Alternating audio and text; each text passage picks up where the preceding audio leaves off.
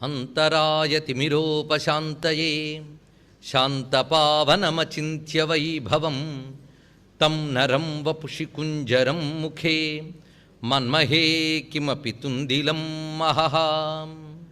శరణం కరవాణి శర్మదం తే చరణం వాణి చరాచరోపజీవ్యం కరుణామసృణైః కటాక్షపాతైః కురు మామంబ కృతార్థసార్థవాహం.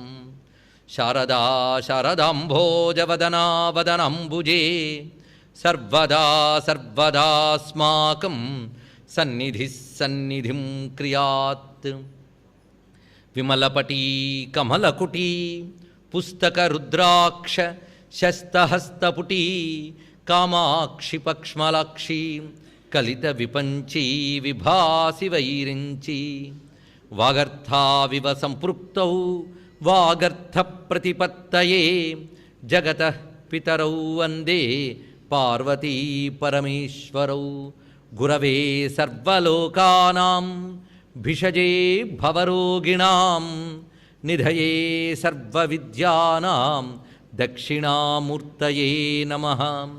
నారాయణ సమారంభాం వ్యాసశంకరమధ్యమాం అస్మదాచార్యపర్యంతాం వందే గురుపరంపరాం.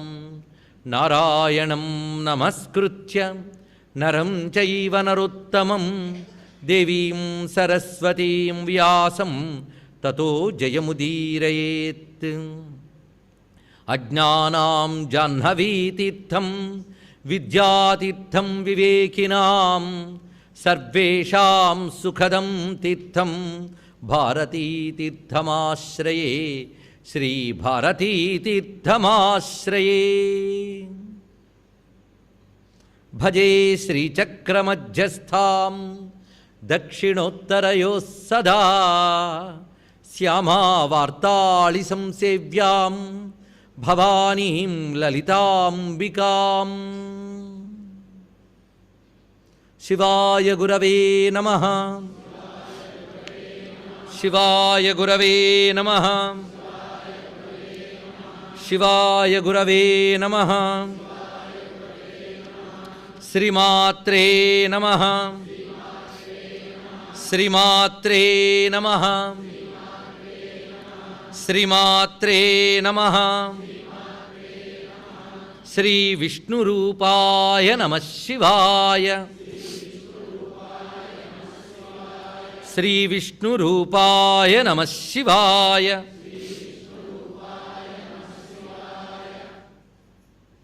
శ్రీమాతా శ్రీ మహారాజ్ఞి శ్రీమత్సింహాసనేశ్వరి. శ్రీమాతా శ్రీ మహారాజ్ఞి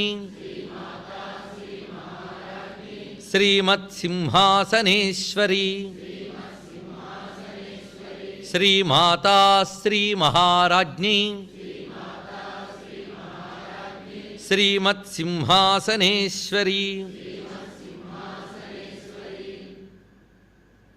నమో మహద్భ్యో ఋషిభ్యో గురుభ్యో నమః. శ్రీ శారదాచంద్రమౌళీశ్వరాభ్యాం నమో నమః. శ్రీమజ్జగద్గురవే నమః. జగదంబామయమైన ఈ సభా సదస్సుకి నమస్సులు సమర్పించుకుంటూ వశిన్యాది వాగ్దేవతలు లలితా పరమేశ్వరి యొక్క అనుజ్ఞతో అనుగ్రహించిన లలితా సహస్రనామ స్తోత్రం అనబడే శాస్త్రాన్ని హయగ్రీవ స్వామి వారు అగస్త్యుల వారికి ఉపదేశించారు. ఇది బ్రహ్మ విద్యాపరంగా చెప్పబడినది కనుకనే దీనిలో మనం ఈ నామవైభవాల్లో చెప్తున్న వైభవాలు రూపవైభవ, లీల వైభవ, తత్వవైభవ, మంత్రవైభవ, యోగ వైభవ ఇవి ప్రధానంగా పరిశీలిస్తూ వస్తూ ఉన్నాం.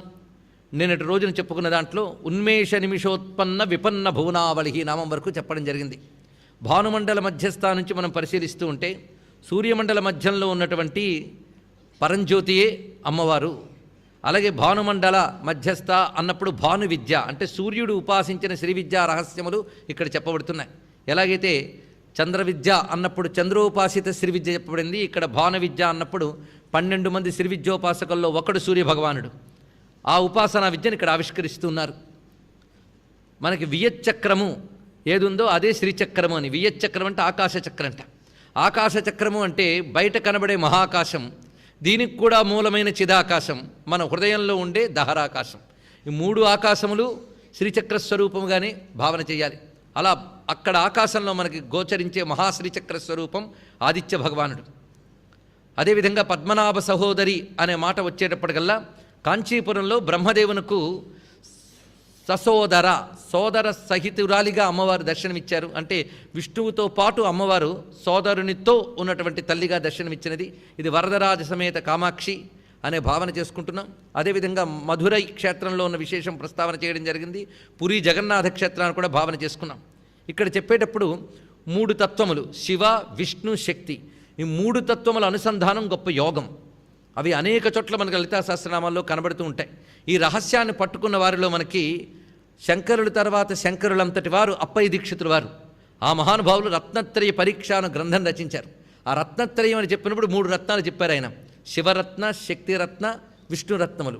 ఆ 3 రత్నముల్ని కలిపి ఉపాసించే పద్ధతి కూడా ఉన్నది. అదే ఇప్పటి వరకు మనం పద్మనాభ సహోదరి దగ్గర చెప్పుకున్నాం. అదేవిధంగా ఉన్మేష నిమిషోత్పన్న విపన్న భువనావళి. ఇది కళ్ళు తెరిచి కళ్ళు ముయ్యడంలోనే సృష్టి స్థితిలయలు చేస్తున్న తల్లి అని చెప్పడంలో స్పందశక్తి అని దీని యొక్క అర్థం. ప్రధానంగా చెప్పాలంటే స్పందన శక్తి చైతన్యం. ఈ చైతన్యం చేతనే సంకోచ వ్యాకోచములు 2 జరుగుతుంటాయి. ఈ సంకోచ వ్యాకోచాత్మకమైన పద్ధతి ప్రతి కణంలో ప్రతి క్షణంలో జరుగుతూనే ఉన్నది. అందుకు సృష్టి స్థితిలయలంటే ఎప్పుడో కల్పాంతంలో ప్రళయం అని కాదు, ప్రతి అణువులో నిత్యం జరుగుతూ ఉంటుంది. ఆ నిత్యం జరిగేటువంటి సృష్టి స్థితిలయలు అనబడే స్పందనాత్మక శక్తినే ఇక్కడ కనులు తెరిచి కనులు మూయడం అనే భావంలో చెప్తూ ఉన్నారు. ఇంకా ఇతర భావాలు నిన్ననే మనం మననం చేసుకున్నాం. సహస్ర శీర్షవదన, సహస్రాక్షి, సహస్రపాత్. ఇది నిజానికి భానుమండల విద్యలో చెప్తున్నారు కనుక సూర్యపరంగా భావన చేస్తే సూర్యుడికి ఈ పేర్లు వర్తిస్తున్నాయి. ఎందుకంటే సహస్ర కిరణుడు ఆయన, అంటే తన చేతులు ఎక్కడికైనా చాచుతున్నాడు. ఎన్ని కిరణాలు ఉన్నాయంటే అనంత కిరణాలు ఉన్నాయి కనుక సహస్ర కిరణులు. పైగా ఆ కిరణాలే ఎక్కడికైనా ప్రసరిస్తున్నాయి కనుక పాదములు. ఆ కిరణాలే ప్రపంచానంతరి దృష్టి ఇస్తున్నాయి కనుక వక్షి. అలాగే జ్ఞానేంద్రియ స్థానమంతా సూర్యభగవానుడిని భావిస్తాం కనుక అవే శీర్షము. అందుకే సహస్ర శీర్ష, సహస్రాక్ష, సహస్రపాత్ అనేది సూర్యశక్తి యొక్క ఉపాసనయే. భారతీయ సంస్కృతి ఏ దేవత ఉపాసనైనా సూర్యునితోనే చూపిస్తున్నది. ఎందుకంటే మీరు ఏ దేవత ఆరాధన చేసినా అగ్నిహోత్రంలోనూ హోమం చేస్తారా లేదా? అగ్నికి ఇస్తేనే ఏ దేవతకైనా అందుతుంది. ఇది మనం రగిల్చిన అగ్ని, మనం రగిల్చకుండానే తనంత తాను రగులుతున్న అగ్ని సూర్యభగవానుడు. అందుకే ఆయనే అసలైన అగ్నిహోత్రం. ఏష చైవాగ్నిహోత్రంచ ఫలం చైవాగ్నిహోత్రిణాం వేదాశ్చ క్రతవశ్చైవ క్రతూనాం ఫలమేవచ. అందుకు ఆయనే సర్వయజ్ఞహోత్ర స్వరూపుడు. అందుకే తూర్పు దిక్కుకి వేది అని పేరు. హగుంసత్సుషిసత్ వసురంతరిక్ష సద్ధోత వేదిషత్ అనే మంత్రం అక్కడ ఉంది. వేదిషత్ అంటే వేది యందు ఉండువాడు. వేదిక మనం ఇప్పటికీ వేదిక అని అంటూ ఉంటాం. అగ్నిహోత్రం తగిలిచిన చోటుకి వేదిక అని పేరు. తూర్పు దిక్కుకి వేదిక అని పేరు. సూర్యభగవానుడికి వేదిషత్ అని పేరు. వేది యందు ఉండేవాడు. అగ్నిహోత్రానికి సూర్యునికి ఉన్నటువంటి అనుబంధం మనం తెలుసుకోగలిగితే అమ్మవారు ఆ సూర్యభగవానుడిలో ప్రకాశిస్తున్న తేజస్వరూపునిగా అంతటా దర్శిస్తూ అంతటా వ్యాపిస్తూ అందరికీ జ్ఞానం ఇస్తున్నది కనుక జ్ఞానప్రదాయిని అన్నప్పుడు సహస్ర శీర్షవదన, దర్శనశక్తి సహస్రాక్షి, గమనశక్తి సహస్రపాత్. ఈ 3 ఇక్కడ మనం సూర్యపరంగా చెప్పుకున్నాం. రెండవది నిన్ననే ప్రస్తావన చేసుకున్న విరాట్ పురుషుడు, విరాట్ పురుష వర్ణన. ఇప్పుడు 3వ భావం చూద్దాం. మనం పరమేశ్వర దర్శనం ఎలా చేసాం మన సంస్కృతిలో అంటే ఆశ్చర్యకరం. ఇంకెక్కడ ఏ ధర్మంలో కనబడదండి. విశ్వరూపం అనే కాన్సెప్ట్ కేవలం మన హిందూ మతంలో కనబడుతుంది. పరమాత్మకి ఎన్ని నేత్రములు ఉన్నాయా అంటే లెక్కలేని నేత్రములు ఉన్నాయి. విరాట్ పురుష వర్ణన అంతా అదే కదా. ఈ సహస్రాక్ష సహస్రపాత్ అని విష్ణు శాస్త్రంలో కూడా మనం చదువుకుంటున్నాం. పురుష సూక్తంలో ఉన్నది అదే మాట ఇక్కడ ఉన్నది. అంటే విష్ణు శాస్త్రము శ్రీలలిత అన్నీ ఒకటే భావాన్ని మనకిస్తున్నాయి. ఇక్కడ మనం గమనించుకోవాలంటే సహస్రం అంటే అనంతం అని అర్థం. ఇది మొదటి రోజున మనం అర్థం చెప్పుకున్నాం, అనంతం అని అర్థం. కనుక అనంతమైన నేత్రములు, అనంతమైన శిరస్సులు, అనంతమైన పాదములు కలది అని చెప్పినప్పుడు అనంత ఇంద్రియ శక్తి అని 3 చెప్పారంటే ఉపలక్షక న్యాయం చేత మిగిలిన ఇంద్రియాలు కూడా మనం గ్రహించవలసిందే. ఇప్పుడు అమ్మవారి చైతన్యం అందరిలో ఉందని కదా నిన్నటి వరకు మనం ప్రస్తావన చేసుకుంటూ వెళ్తున్నాం. అప్పుడు మనం పరిశీలిస్తే ప్రతివాడి నేత్రంలోని దర్శనశక్తి అమ్మవారు, ప్రతివాడి చెవిలో శ్రవణశక్తి అమ్మవారు, వాడు పలికి వాక్శక్తి అమ్మవారు. అంతేగాని వాడు పలికిన తిట్లు, వాడు పలికిన స్తోత్రాలు అవి పక్కన పెట్టేయండి. మంచి మాట్లాడుతున్నాడా చెడ్డ మాట్లాడుతున్నాడా పక్కన పెట్టండి. వాక్ అనే శక్తిని మాత్రమే చూడండి. ఇది మనం గమనించుకున్నట్లయితే వాక్ అనే శక్తి, దర్శన శక్తి, ఇలా ప్రతి ఇంద్రియానికి శక్తి ఆవిడిచ్చిందే కానీ మనం తయారు చేసుకున్నది కదా కాదు కదా, ఉన్నది వాడుకుంటున్నాం మనం. ఇప్పుడు పరిశీలిస్తే అందరి తలల్లో ఆవిడ శక్తి ఉందా లేదా? అందరి కన్నుల్లో ఆవిడ శక్తి ఉంది, అందరి పాదాల్లో ఆవిడ శక్తి ఉంది. ఇలా గమనించినట్లయితే ప్రతి శిరస్సులో, ప్రతి పాదంలో, ప్రతి నేత్రంలో ఆవిడ శక్తే ప్రసరిస్తున్నప్పుడు ఎన్ని శిరస్సులు ఉన్నాయి, ఎన్ని పాదాలు ఉన్నాయి? సహస్ర, అనంత. అందుకే అందరి కన్నుల్లో చూస్తున్న దాతల్లే. ఇలా మనం పరిశీలించడమే ఈ నామాల్లో కనిపిస్తున్న విషయం. సృష్టిలో అందరి కన్నుల్లోంచి చూస్తున్న దర్శన శక్తి, అందరి శిరస్సుల్లోంచి కనబడుతున్న జ్ఞానశక్తి, అందరి పాదాల్లోని గమనశక్తి. అదే సహస్ర శీర్షవదన, సహస్రాక్షి, సహస్రపాత్.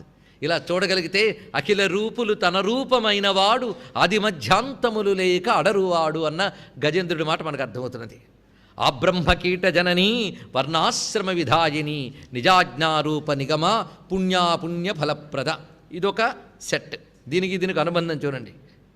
సహస్రవ్యాపినైనటువంటి జగదంబ సృష్టిలో అందరికీ తల్లవిడ.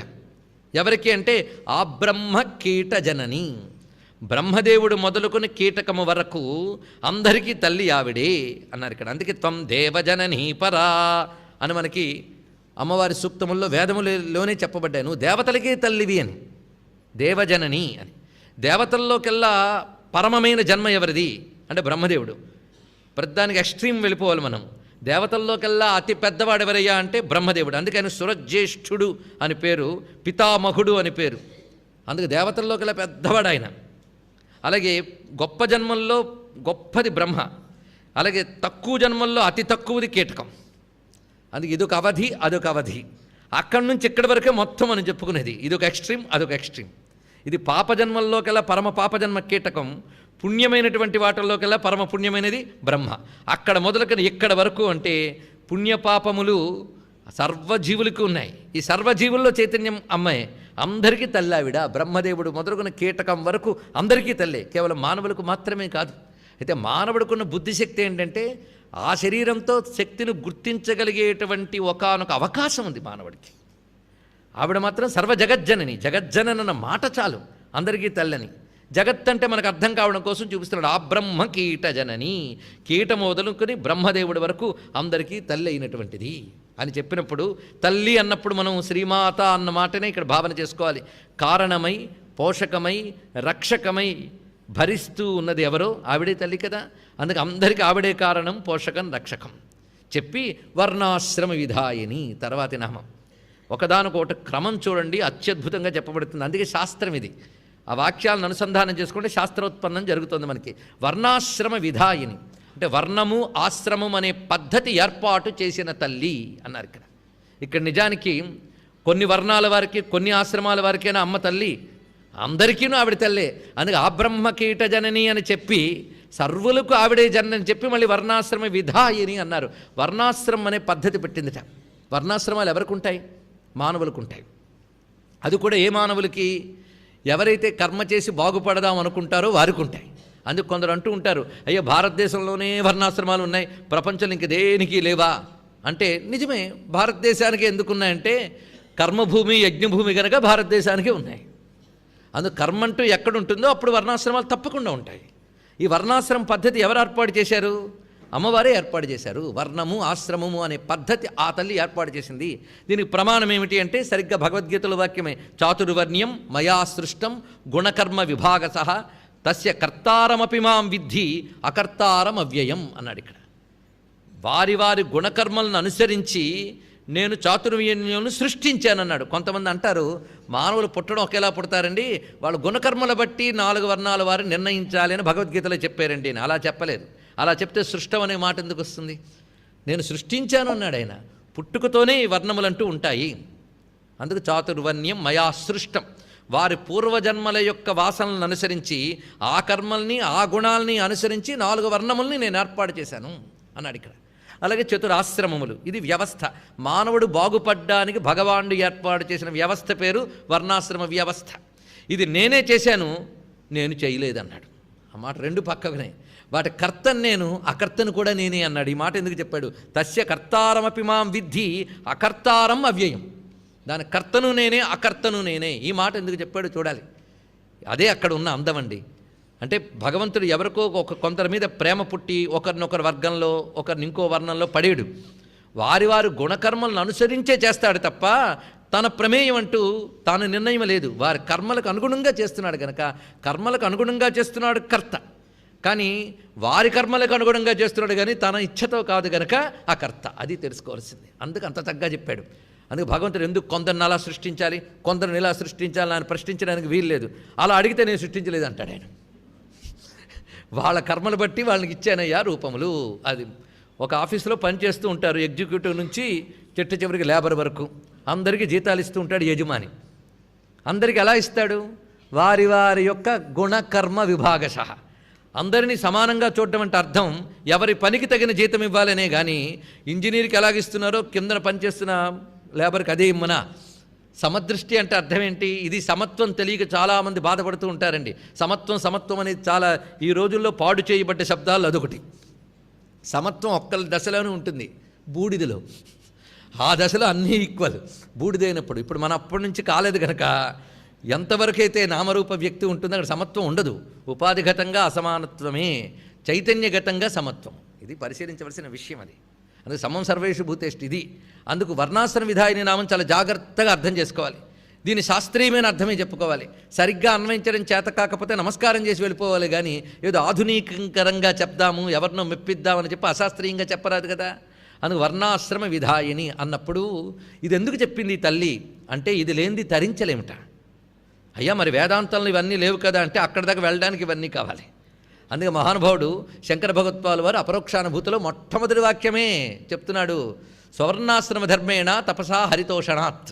ఈ మాట కూడా ఆయన ఊరికినే తీసుకోలేదండి. ఈ వాక్యం సరిగ్గా మనకు భాగవతంలో కనబడుతుంది, విష్ణు పురాణంలో కనబడుతుంది.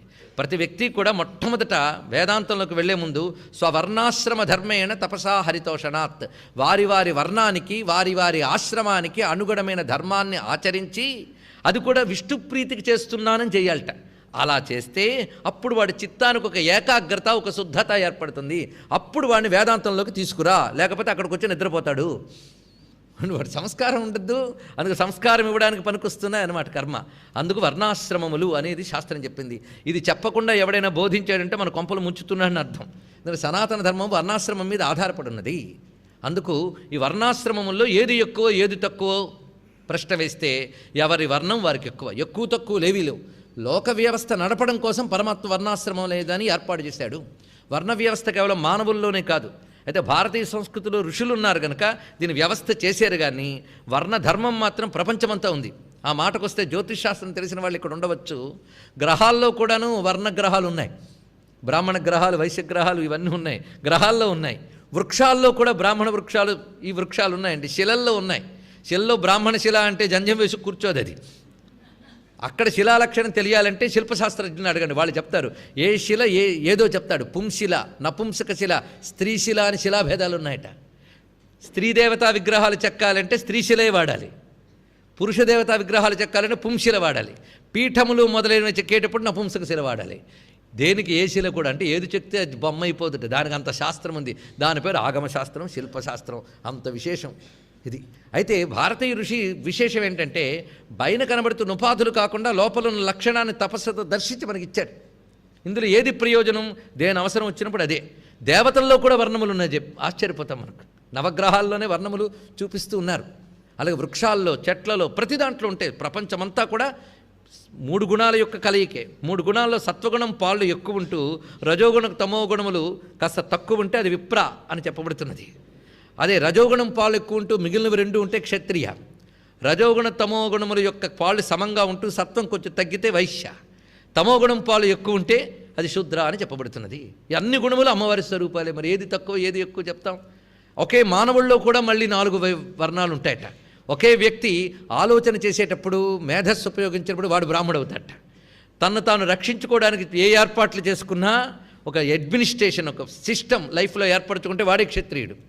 తనకు వచ్చింది తాను చక్కగా వినియోగించుకుంటూ ఎలా పంపకం చేసుకోవాలో ఆదాయాన్ని చూసుకుంటే వాడే వైశ్యుడు. తాను ఏదైనా ఒక వృత్తిని చేసేటప్పుడు తానే శూద్రుడు. ఇప్పుడు చెప్పండి చతురహ స్వర్ణాలు ఎక్కడున్నాయో. అందుకే ఇదొక సైంటిఫిక్ వ్యవస్థ, ప్రపంచంలో ఉంది. అయితే దీనిని మన వాళ్ళు ఏం చేశారంటే ఒక పరంపర, ఒక రక్తము, కుటుంబ వ్యవస్థ అనేది భారతదేశంలో పటిష్టంగా ఉంది ఒకప్పుడు. ఇప్పుడు ఉందా అంటే కొంచెం ప్రశ్నార్థకం అయిపోయింది.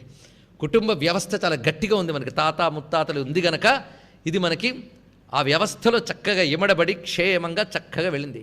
తర్వాత వ్యక్తుల స్వార్థాలు ప్రబలిపోయి ఎవడి పనులు వాడు చేయడం మానేసి నువ్వెక్కువ నేను తక్కువ అని కొట్టుకోవడం మొదలెట్టాక వ్యవస్థ అంతా అస్తవ్యస్తం అయిపోయింది. అందుకే ఇలాంటి సమయంలో పూర్తిగా వదిలేసామా అంటే మళ్ళీ లేదు. ఒకప్పుడు వర్ణాశ్రమ వ్యవస్థ బాగా ఉన్నప్పుడు లేనన్ని కుల సంఘాలు ఇప్పుడు వర్ణాశ్రమ వ్యవస్థ సరిగ్గా లేనప్పుడు ఎక్కువ ఉన్నాయి. అవునా లేదా? పాలనలో జాతులు చూడకూడదన్న కాలంలోనే జాతిని ఆధారం చేసుకునే పాలన ఉంది. మనకు ఆఖరికి కళ్ళు మూసుకు బతికేస్తూ అదే జ్ఞానం అనుకుంటున్నాం. చుట్టూరుంది ఒక్కసారి ఆలోచిద్దాం. అందుకు వర్ణాశ్రమ వ్యవస్థ గురించి మరింత ఎక్కువ తెలుసుకోవాల్సిన కాలం ఇదే. అందుకు ప్రతి వర్ణము గొప్పదే. ప్రతి వర్ణం వారికి శాస్త్రం విధించిన కర్మ వారు చేసుకుంటూ వారు సత్వగుణాన్ని పెంచుకుంటూ వారు చేసిన కర్మ వారు జాగ్రత్తగా పాటిస్తూ ఈశ్వర భక్తి కలిగి ఉంటే అది వారిలో సత్వగుణాన్ని పెంచుతుంది. క్రమంగా పెంచి వాళ్ళకి తత్వము మోక్షం వస్తుంది. మోక్షం ఎవడు పొందుతాడై అంటే ఏ వర్ణం వాడైనా పొందుతాడు. అది తెలుసుకోవాలి. కృష్ణ పరమాత్మ ఒక్క మాట చెప్పాడు, స్వకర్మణ తమభ్యర్త్య సిద్ధిం విందతి మానవ. అంతేగాని ఫలానా జాతి వాడికే మోక్షం ఇస్తాను ఎక్కడైనా ఉందా? అందుకు సృష్టిలో ప్రతి వర్ణం వాడు గొప్పవాడే, ప్రతి ఆశ్రమంగా వాడు గొప్పవాడే. అందుకే వర్ణ ఆశ్రమ పక్కన ఉన్నాయి. 4 ఆశ్రమాల్లో ఏది గొప్పది? గృహస్థాశ్రమం చాలా గొప్పది అని గృహస్థు అనుకుంటే చాలా మంచిది. సన్యాసి గృహస్థాశ్రమం మంచిది అనవసరంగా పొరపాటు చేశాను అనుకోకూడదు అని మళ్ళీ వెనక్కి వెళ్తే మహాప్రమాదం.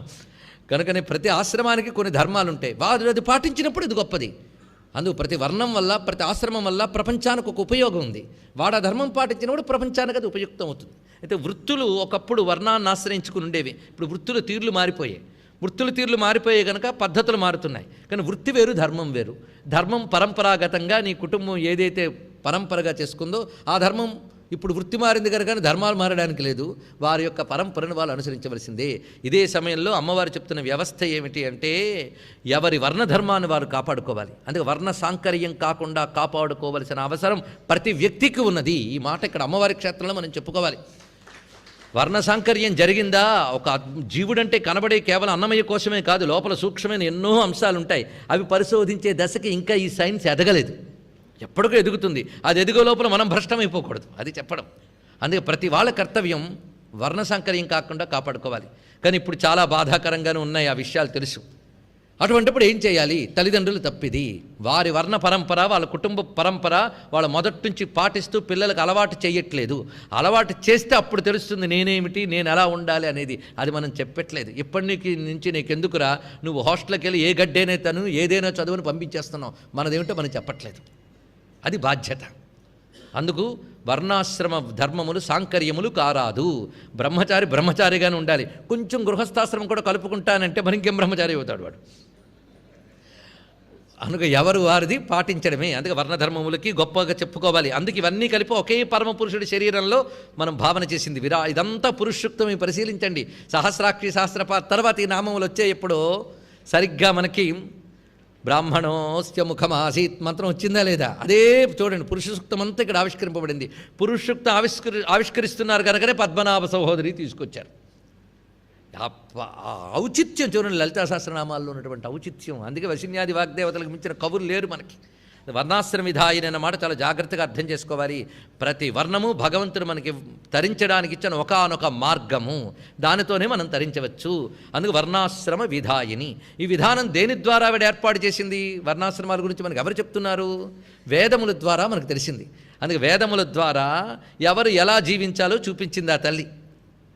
అందుకు విధానం ఏర్పాటు చేసి విధానమును తెలియజేసింది ఆవిడే. తానే శాస్త్ర రూపంతో చూపించింది. శాస్త్రము పరమాత్మ వల్ల వచ్చింది. అందుకే బ్రహ్మసూత్రాలు శాస్త్రయోనిత్వాత్మకు సూత్రం చెప్పాడు. దీని అర్థం ఏంటంటే శాస్త్రములకు అమ్మ కారణము, అమ్మకు శాస్త్రములు కారణము. కొంచెం కన్ఫ్యూజ్ ఏం కావద్దండి. అమ్మకు శాస్త్రములు కారణము, శాస్త్రములకు అమ్మ కారణం. ఇది ఎలా తెలుసుకోవాలంటే మనం అమ్మ గురించి తెలుసుకోవాలన్నా, అమ్మ గురించి ఉపాసన చేయాలన్నా మనకు శాస్త్రాలే దిక్కు. కనుక శాస్త్రముల ద్వారానే మన అమ్మను తెలుసుకున్నాం కనుక అమ్మకు శాస్త్రములు కారణము. ఇది మనకు సాధనకు వరకు వచ్చాయి. శాస్త్రములు ఎవరి నుంచి వచ్చాయి? అమ్మవారి నుంచి వచ్చాయి. అందుకే శాస్త్రములన్నీ అమ్మవారి నుంచి వచ్చాయి. ఇది మనకు ఉపనిషత్తు చెప్తోంది, యస్య నిశ్వసితం వేదాహ అని. వేదములన్నీ పరమాత్మ యొక్క నిట్టూర్పులే, అక్కడి నుంచి ఆయన నుంచే వచ్చాయి. మన నుంచి వచ్చిన ఊపిరి మనదే. ఎంత సహజంగా మన నుంచి ఊపిరి వస్తుందో అమ్మవారి నుంచి అలా వచ్చింది వేద విజ్ఞానం అంతా. ఆ వచ్చిందంతా మొట్టమొదటి పుచ్చుకున్నవాడు బ్రహ్మగారు. ఆయన్ని మొదలుకొని అందరికీ ఆవిడే తల్లి, ఆ బ్రహ్మ కీట జనని. చూడండి ఇక్కడ ఆ ఔచిత్యాలు ఎంత అందంగా కనబడుతున్నాయో. అందుకు ఆ శాస్త్రములన్నీ అమ్మవారి స్వరూపములే. ఎందుకంటే ఆవిడ ఒక పాలకురాలా కాదా? ఒక పాలన చేసేటప్పుడు తాను పాలించే రాజ్యానికి ఒక కాన్స్టిట్యూషన్ అంటూ ఉంటుంది. దాని ప్రకారం లా అండ్ ఆర్డర్ అని ఉంటాయి. కాన్స్టిట్యూషన్ ప్రకారం రాజ్యంలో వాళ్ళందరూ వెళితేనే దాని పేరు ప్రభుత్వం. ఆ కాన్స్టిట్యూషన్ లేకుండా కానీ ఉంటే అరాచకం అంటాం. అందుకు ఒక అడ్మినిస్ట్రేటివ్ సిస్టమ్ అంటూ ఒకటి ఉండాలి పాలన అన్నప్పుడు. మరి అమ్మవారు జగజ్జనని కదా, పైగా శ్రీ మహారాజ్ని కదా, ప్రపంచాన్ని పాలిస్తోంది కదా. పాలించేటప్పుడు ఆవిడకి ఒకానొక కాన్స్టిట్యూషన్ తయారు చేయాల్సిన బాధ్యత పడింది ఆవిడికి. ఆ కాన్స్టిట్యూషన్ ఆ దేశం వాళ్ళందరికీ ఆజ్ఞ, అంతే కదా. అలాగే అమ్మవారు ఈ లా అండ్ ఆర్డర్ కాన్స్టిట్యూషన్ తయారు చేసిందిట. అదే వేదము. అది ఆవిడ తయారు చేసి మనకు ఆజ్ఞాపించింది. గురువుగారు చెప్పింది పాటించవలసిన బాధ్యత శిష్యుడిది, రాజు చెప్పింది పాటించాల్సిన బాధ్యత పౌరులది. రాజు అనగా ప్రభుత్వం. ప్రభుత్వం నిర్ణయించింది పాటించాలి. పాటించకపోతే ఏం చేస్తారు? అవునా లేదా? ఇదివరకు మనకి వివాహ ప్రమితి చెప్పేటప్పుడు 18 ఏళ్ళు 21 ఏళ్ళు చెప్పారు. ఒకప్పుడు ఇంకా తక్కువ కూడా చెప్పారు. అప్పుడు అరెస్ట్ చేసేవారు కాదు, ఎందుకంటే అప్పుడు లేదు. ఇప్పుడు కొత్తగా కాన్స్టిట్యూషన్ పెడితే దాని విరుద్ధంగా చేస్తే అరెస్ట్ చేస్తారు. ఎందుకు చేస్తారు? అక్కడ నువ్వు తర్కాలు చేస్తానంటే కుదురుతుందా? లా అండ్ ఆర్డర్ పాటించాల్సిందే, అవునా లేదా? ఇదివరకు అప్పుడు సిచ్యుయేషన్ వేరు. అప్పుడు మానవులమేగా, అప్పుడు భూమేగా. మరి నువ్వొక్క దేశం కోసం ఏర్పాటు చేసుకున్నదే నువ్వు అలాగ మార్చలేకపోతున్నావే. ప్రపంచ నిర్వహణ కోసం అమ్మవారు ఇచ్చినటువంటి ఒక కాన్స్టిట్యూషన్ ఉంది, ఒక అడ్మినిస్ట్రేటివ్ పాలసీ ఉన్నది. దాని పేరే వేదము. ఈ వేదము అమ్మవారి యొక్క ఆజ్ఞా రూపము. అందుకు వర్ణాశ్రమ విధాయనైన తల్లి ఆ విధానమును తయారు చేసి మనకిచ్చింది. దాని పేరు నిజాజ్ఞారూప నిగమ. అది చక్కటి మాట. తర్వాత మాట నిజ ఆజ్ఞారూప నిగమ. నిజ అంటే తన యొక్క ఆజ్ఞారూపమైన నిగమములు కలది. నిగమము అనగా వేదాది శాస్త్రములు. ఈ వేదాది శాస్త్రములన్నీ అమ్మవారి యొక్క ఆజ్ఞలు. అది పరమాత్మ శివుడు చెప్తాడు శివపురాణంలో, శృతి స్మృతి మమ ఇవాజ్ఞ అని. శృతి స్మృతులు నా యొక్క ఆజ్ఞలు, శృతి స్మృతి ఇత్యాదులు నా ఆజ్ఞలు. ఎవడు దాన్ని ఉల్లంఘిస్తాడో వాడు శిక్షకు అర్హుడు, ఎవడు దాన్ని పాటిస్తాడో వాడు రక్షణకు అర్హుడు. ఇది స్వామివారి పెట్టినటువంటి విధానం. ఇక్కడ స్వామివారన్నా అమ్మవారన్నా ఒకటే. అందుకు భగవానుడు నిజాజ్ఞారూప నిగమ. ఈ మాట మనకి కూర్మ పురాణంలో మమైవాజ్ఞాపరాశక్తిర్వేద సంజ్ఞా పురాతని ఋగ్యజుస్సామరూపేణ సర్గాదౌ సంప్రవర్తత.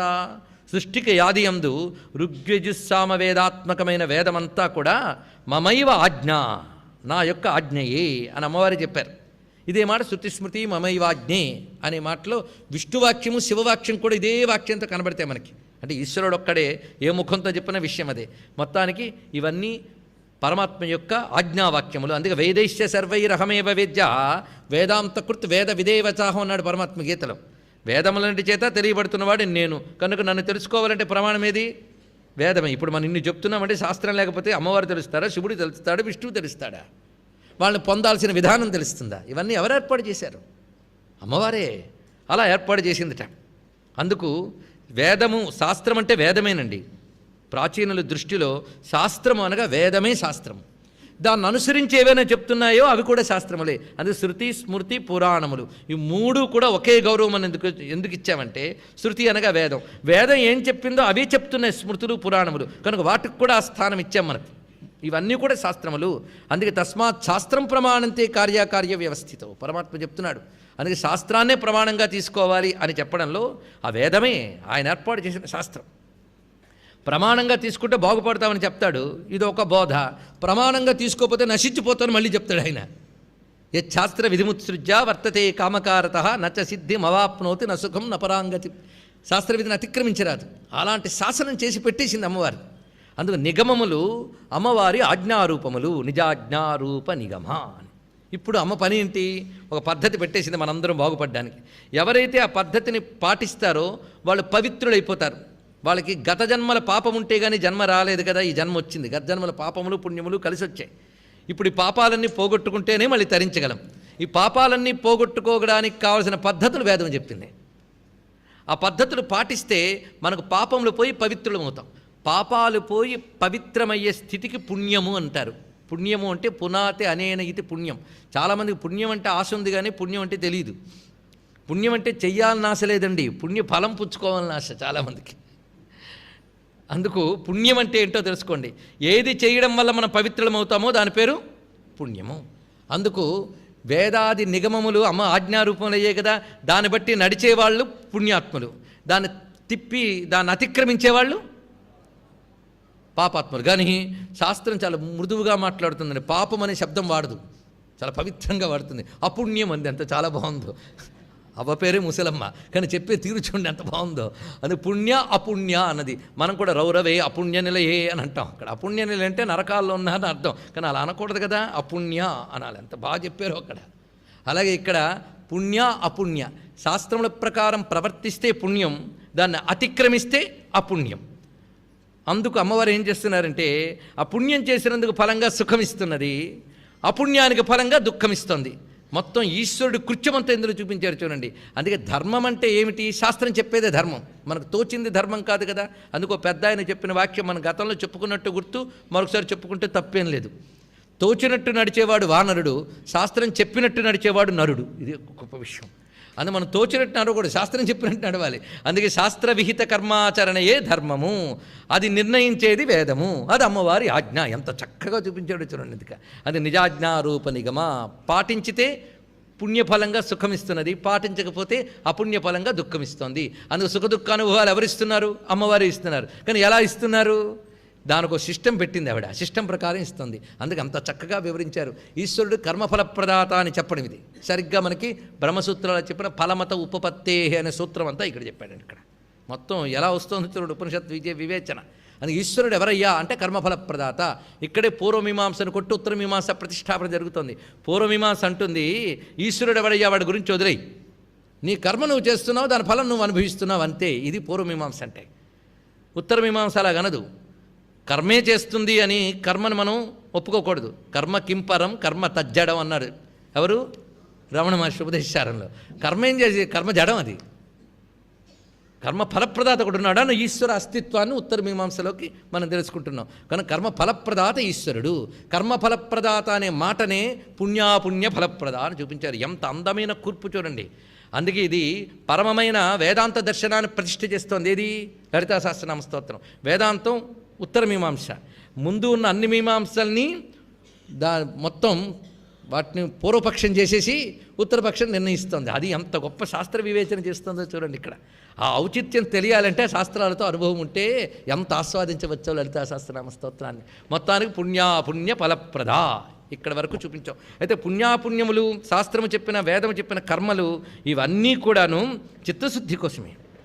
చిత్తశుద్ధి తర్వాత మనం పొందాల్సినటువంటి ఉన్నది. చిత్తశుద్ధి ఏర్పడిన తర్వాత మనం బ్రహ్మజ్ఞానం పొందాలి.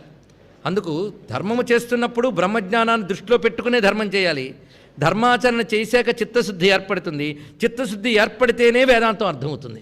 చిత్తశుద్ధి లేని వాడికి వేదాంతం చెప్తే మహా దోషం. అందుకు ముందు వాడు పుణ్యమైన కర్మలు చేస్తేనే పాపం పోతుంది. ఆ పాపదోషాలు పోతేనే వేదాంతం అర్థమవుతుంది. అప్పుడు వేదాంతంలోకి వెళ్ళాం. ఇప్పుడు వేదముల పూర్వపక్షం ఏంటి? వర్ణాశ్రమిధాయిని, తర్వాత పుణ్యాపుణ్య ఫలప్రద. ఇదంతా వేదంలో పూర్వభాగం అంటే కర్మకాండ. దాని తర్వాత కాండ ఏమిటి? జ్ఞానకాండ అంటే వేదాంతం. అక్కడికి వెళదాం. ఇప్పుడు కర్మకాండలో అమ్మవారు ఎలా ఉన్నారు? మనం చేసిన పుణ్యాపుణ్యములకు ఫలము ఇస్తూ అక్కడ కనబడింది కర్మకాండలో. ఇప్పుడు వేదాంతంలో ప్రవేశించాం. వేదాంతంలో చెప్పబడుతున్నది ఎవరు? మళ్ళీ అక్కడ కర్మఫలప్రదాయనిగా, పుణ్యాపుణ్య ఫలప్రదాయనిగా ఉన్నది అక్కడ నిజాజ్ఞారూప నిగమాలో. ఇప్పుడు వేద అంతం, వేదము యొక్క చివరి భాగం, ఉపనిషత్ భాగంలోకి వెళ్ళాం. అక్కడ కూడా ఆవిడే ప్రతిపాదింపబడుతుందట. అందుకు ఇక్కడేమో పుణ్యాపుణ్య ఫలప్రదాయనగా ఉంటూ వీడు పుణ్యకర్మలు చేసినట్లయితే అనుగ్రహించి చిత్తశుద్ధిని ఇస్తున్నది. ఆ చిత్తశుద్ధి ద్వారా వీడు వేదాంత విద్య తెలుసుకుంటే అప్పుడు వారు అర్థం చేసుకుంటాడు, ఇంతవరకు నాకు అనుగ్రహించి కర్మఫలములు ఇచ్చిన తల్లియే ఈ వేదాంతమునందు ప్రతిపాదింపబడిన పరతత్వము అని తెలుసుకుని దానితో తాదాత్మ్యం చెందుతాడు. అందుకే తర్వాతి వాక్యం శృతి సీమంత సింధూరీకృత పాదాబ్జ ధూళిక. శృతి సీమంత సింధూరీకృత పాదాబ్జ ధూళిక. ఇదంతా కలిపి ఒకటే నామం. అందుకే శృతి సీమంత సింధూరి కృత పాదాబ్జ ధూళిక అని కాదండి. శృతి సీమంత సింధూరీకృత పాదాబ్జ ధూళిక. అక్కడ కృత నేను ఆపేనంటే పాజ్, కృత దీర్ఘం మళ్ళీ పెట్టకూడదు, తెలుసుకోండి. ఇక్కడ అంతా ఒకటే వాక్యం.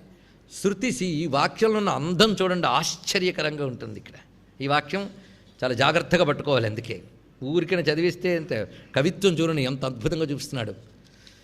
వేదములన్నింటినీ స్త్రీ రూపములుగా చూపించాడు. అది ఒక ముత్తైదువులైన స్త్రీలుగా భావన చేద్దాం. ఎందుకంటే అమ్మవారి పుత్రికలు వేదములు, అమ్మవారి నుంచి వచ్చారు కదా, పుత్రికలని భావిద్దాం. వేద కాంతలు వాళ్ళందరూ ముత్తైదువులు. వీళ్ళు బయలుదేరేట. వీళ్ళు అమ్మవారి పాదాలకు నమస్కారం చేశారు. ఎవరు? వేదములు అమ్మవారిని స్తుతిస్తున్నాయని చెప్పడం ఇక్కడ భావన ఎక్కడికి తీసుకుపోయాడో చూడండి. ఆ నమస్కారం చేసినప్పుడు ముత్తైదువుకి పాపిట ఉండాలి. ఉన్నాదో లేదో తడివి చూసుకోవచ్చు ఎవరికి వారు ముత్తైదువులకు పాపిట ఉండాలట. ఈ పాపిటతో నమస్కారం చేస్తున్నారు. ఆ తల తగిలించగానే ఈ పాపిట అమ్మవారి పాదాలకు తగిలింది. సహజం కదా, అలా దండం పెట్టాలి అమ్మవారి పాదాలకి. ఆ పెట్టగానే ఆవిడ పాదాలకి పారాన్ని పెట్టుకుంది. పైగా ఇంతవరకు కుంకుమ పూజలు అన్నీ జరిగాయి.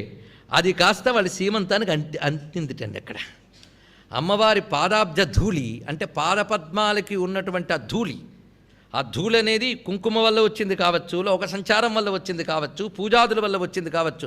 ఏదైనా అమ్మ పాదాలకు ఉన్నటువంటి ఆ ఎర్రని ధూళి ఆ నమస్కరించిన వేదకాంతల యొక్క పాపిటికి సింధూరంలా అంటిందిటండి. ఇక్కడ ఈ చెప్పడంలో ఎన్ని చెప్పాడో ఇక్కడ చూడండి.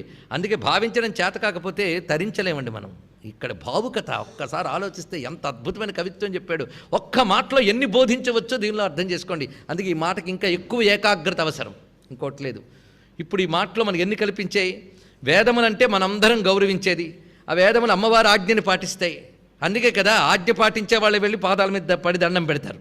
అమ్మవారు ఆజ్ఞారూపములుగా వచ్చేవి, అవి మనల్ని శాసిస్తున్న వేదాలు అమ్మ ఇచ్చిన శాసన రూపములు. అందుకే వేదకాంతులందరూ నిత్యం అమ్మవారికి నమస్కారం చేస్తున్నారు. అంటే అర్థం ఏమిటి?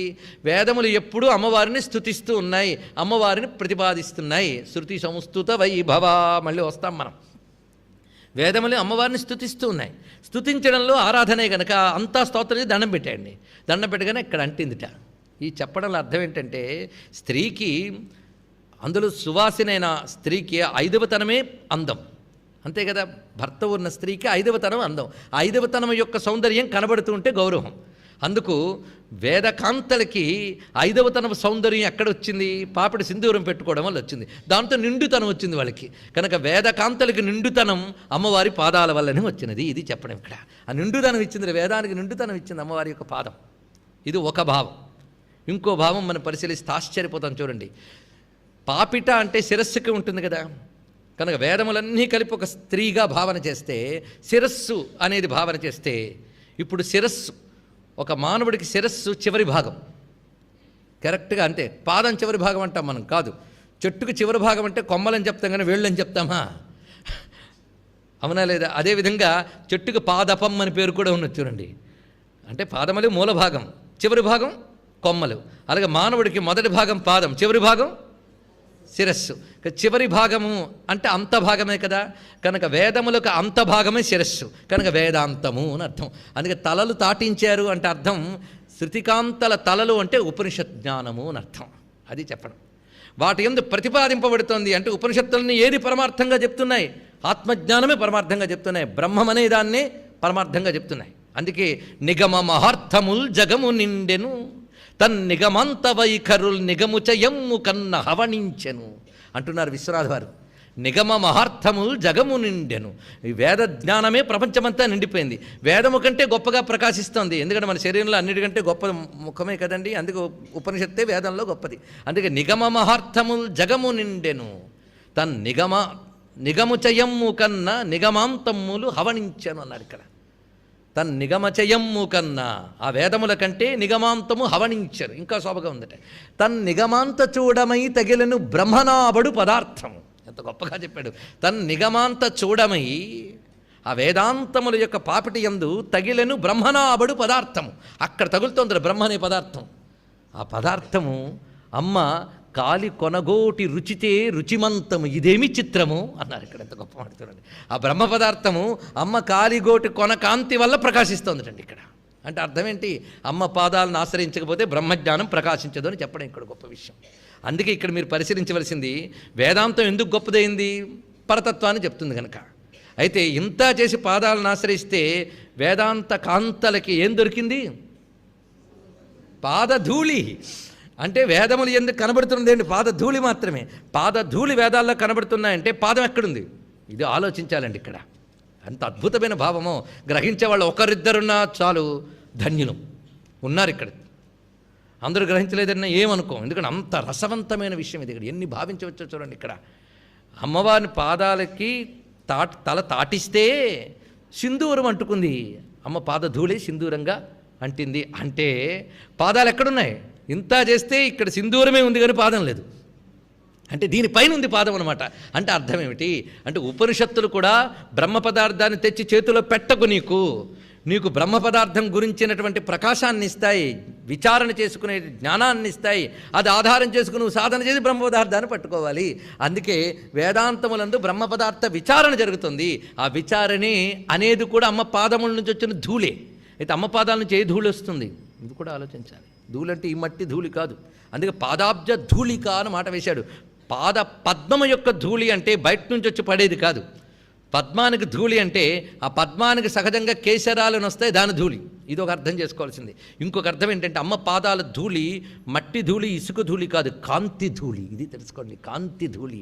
కాంతి ధూళి ఎప్పుడైనా కాంతి కిరణాలు ప్రసరిస్తున్నప్పుడు చిన్న చిన్న ఆ కిరణ జాలములు మనకు కనిపిస్తూ ఉంటాయి. అలాగే అమ్మ పాదాబ్జ ధూళి అంటే అమ్మ పాదములు బ్రహ్మ పదార్థమైతే ఆ బ్రహ్మ పదార్థం యొక్క జ్ఞానపు కాంతి పుంజమే పాదాబ్జ ధూళి.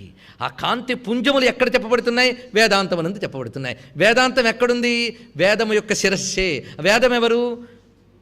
అది స్త్రీమూర్తులు, అమ్మవారి యొక్క ఆజ్ఞారూపములు. ఇంత అందంగా వివరించి చెప్పాడు. అందుకే శృతి శ్రీమంత సింధూరీకృత పాదాబ్జ ధూళిక. ఈ మాటలో మరొక అర్థం ఏంటంటే వేదములు కూడా పరమాత్మని చెప్పడానికి ప్రయత్నిస్తున్నాయే కానీ పరమాత్మను అవి కూడా సంపూర్ణంగా చెప్పలేవు.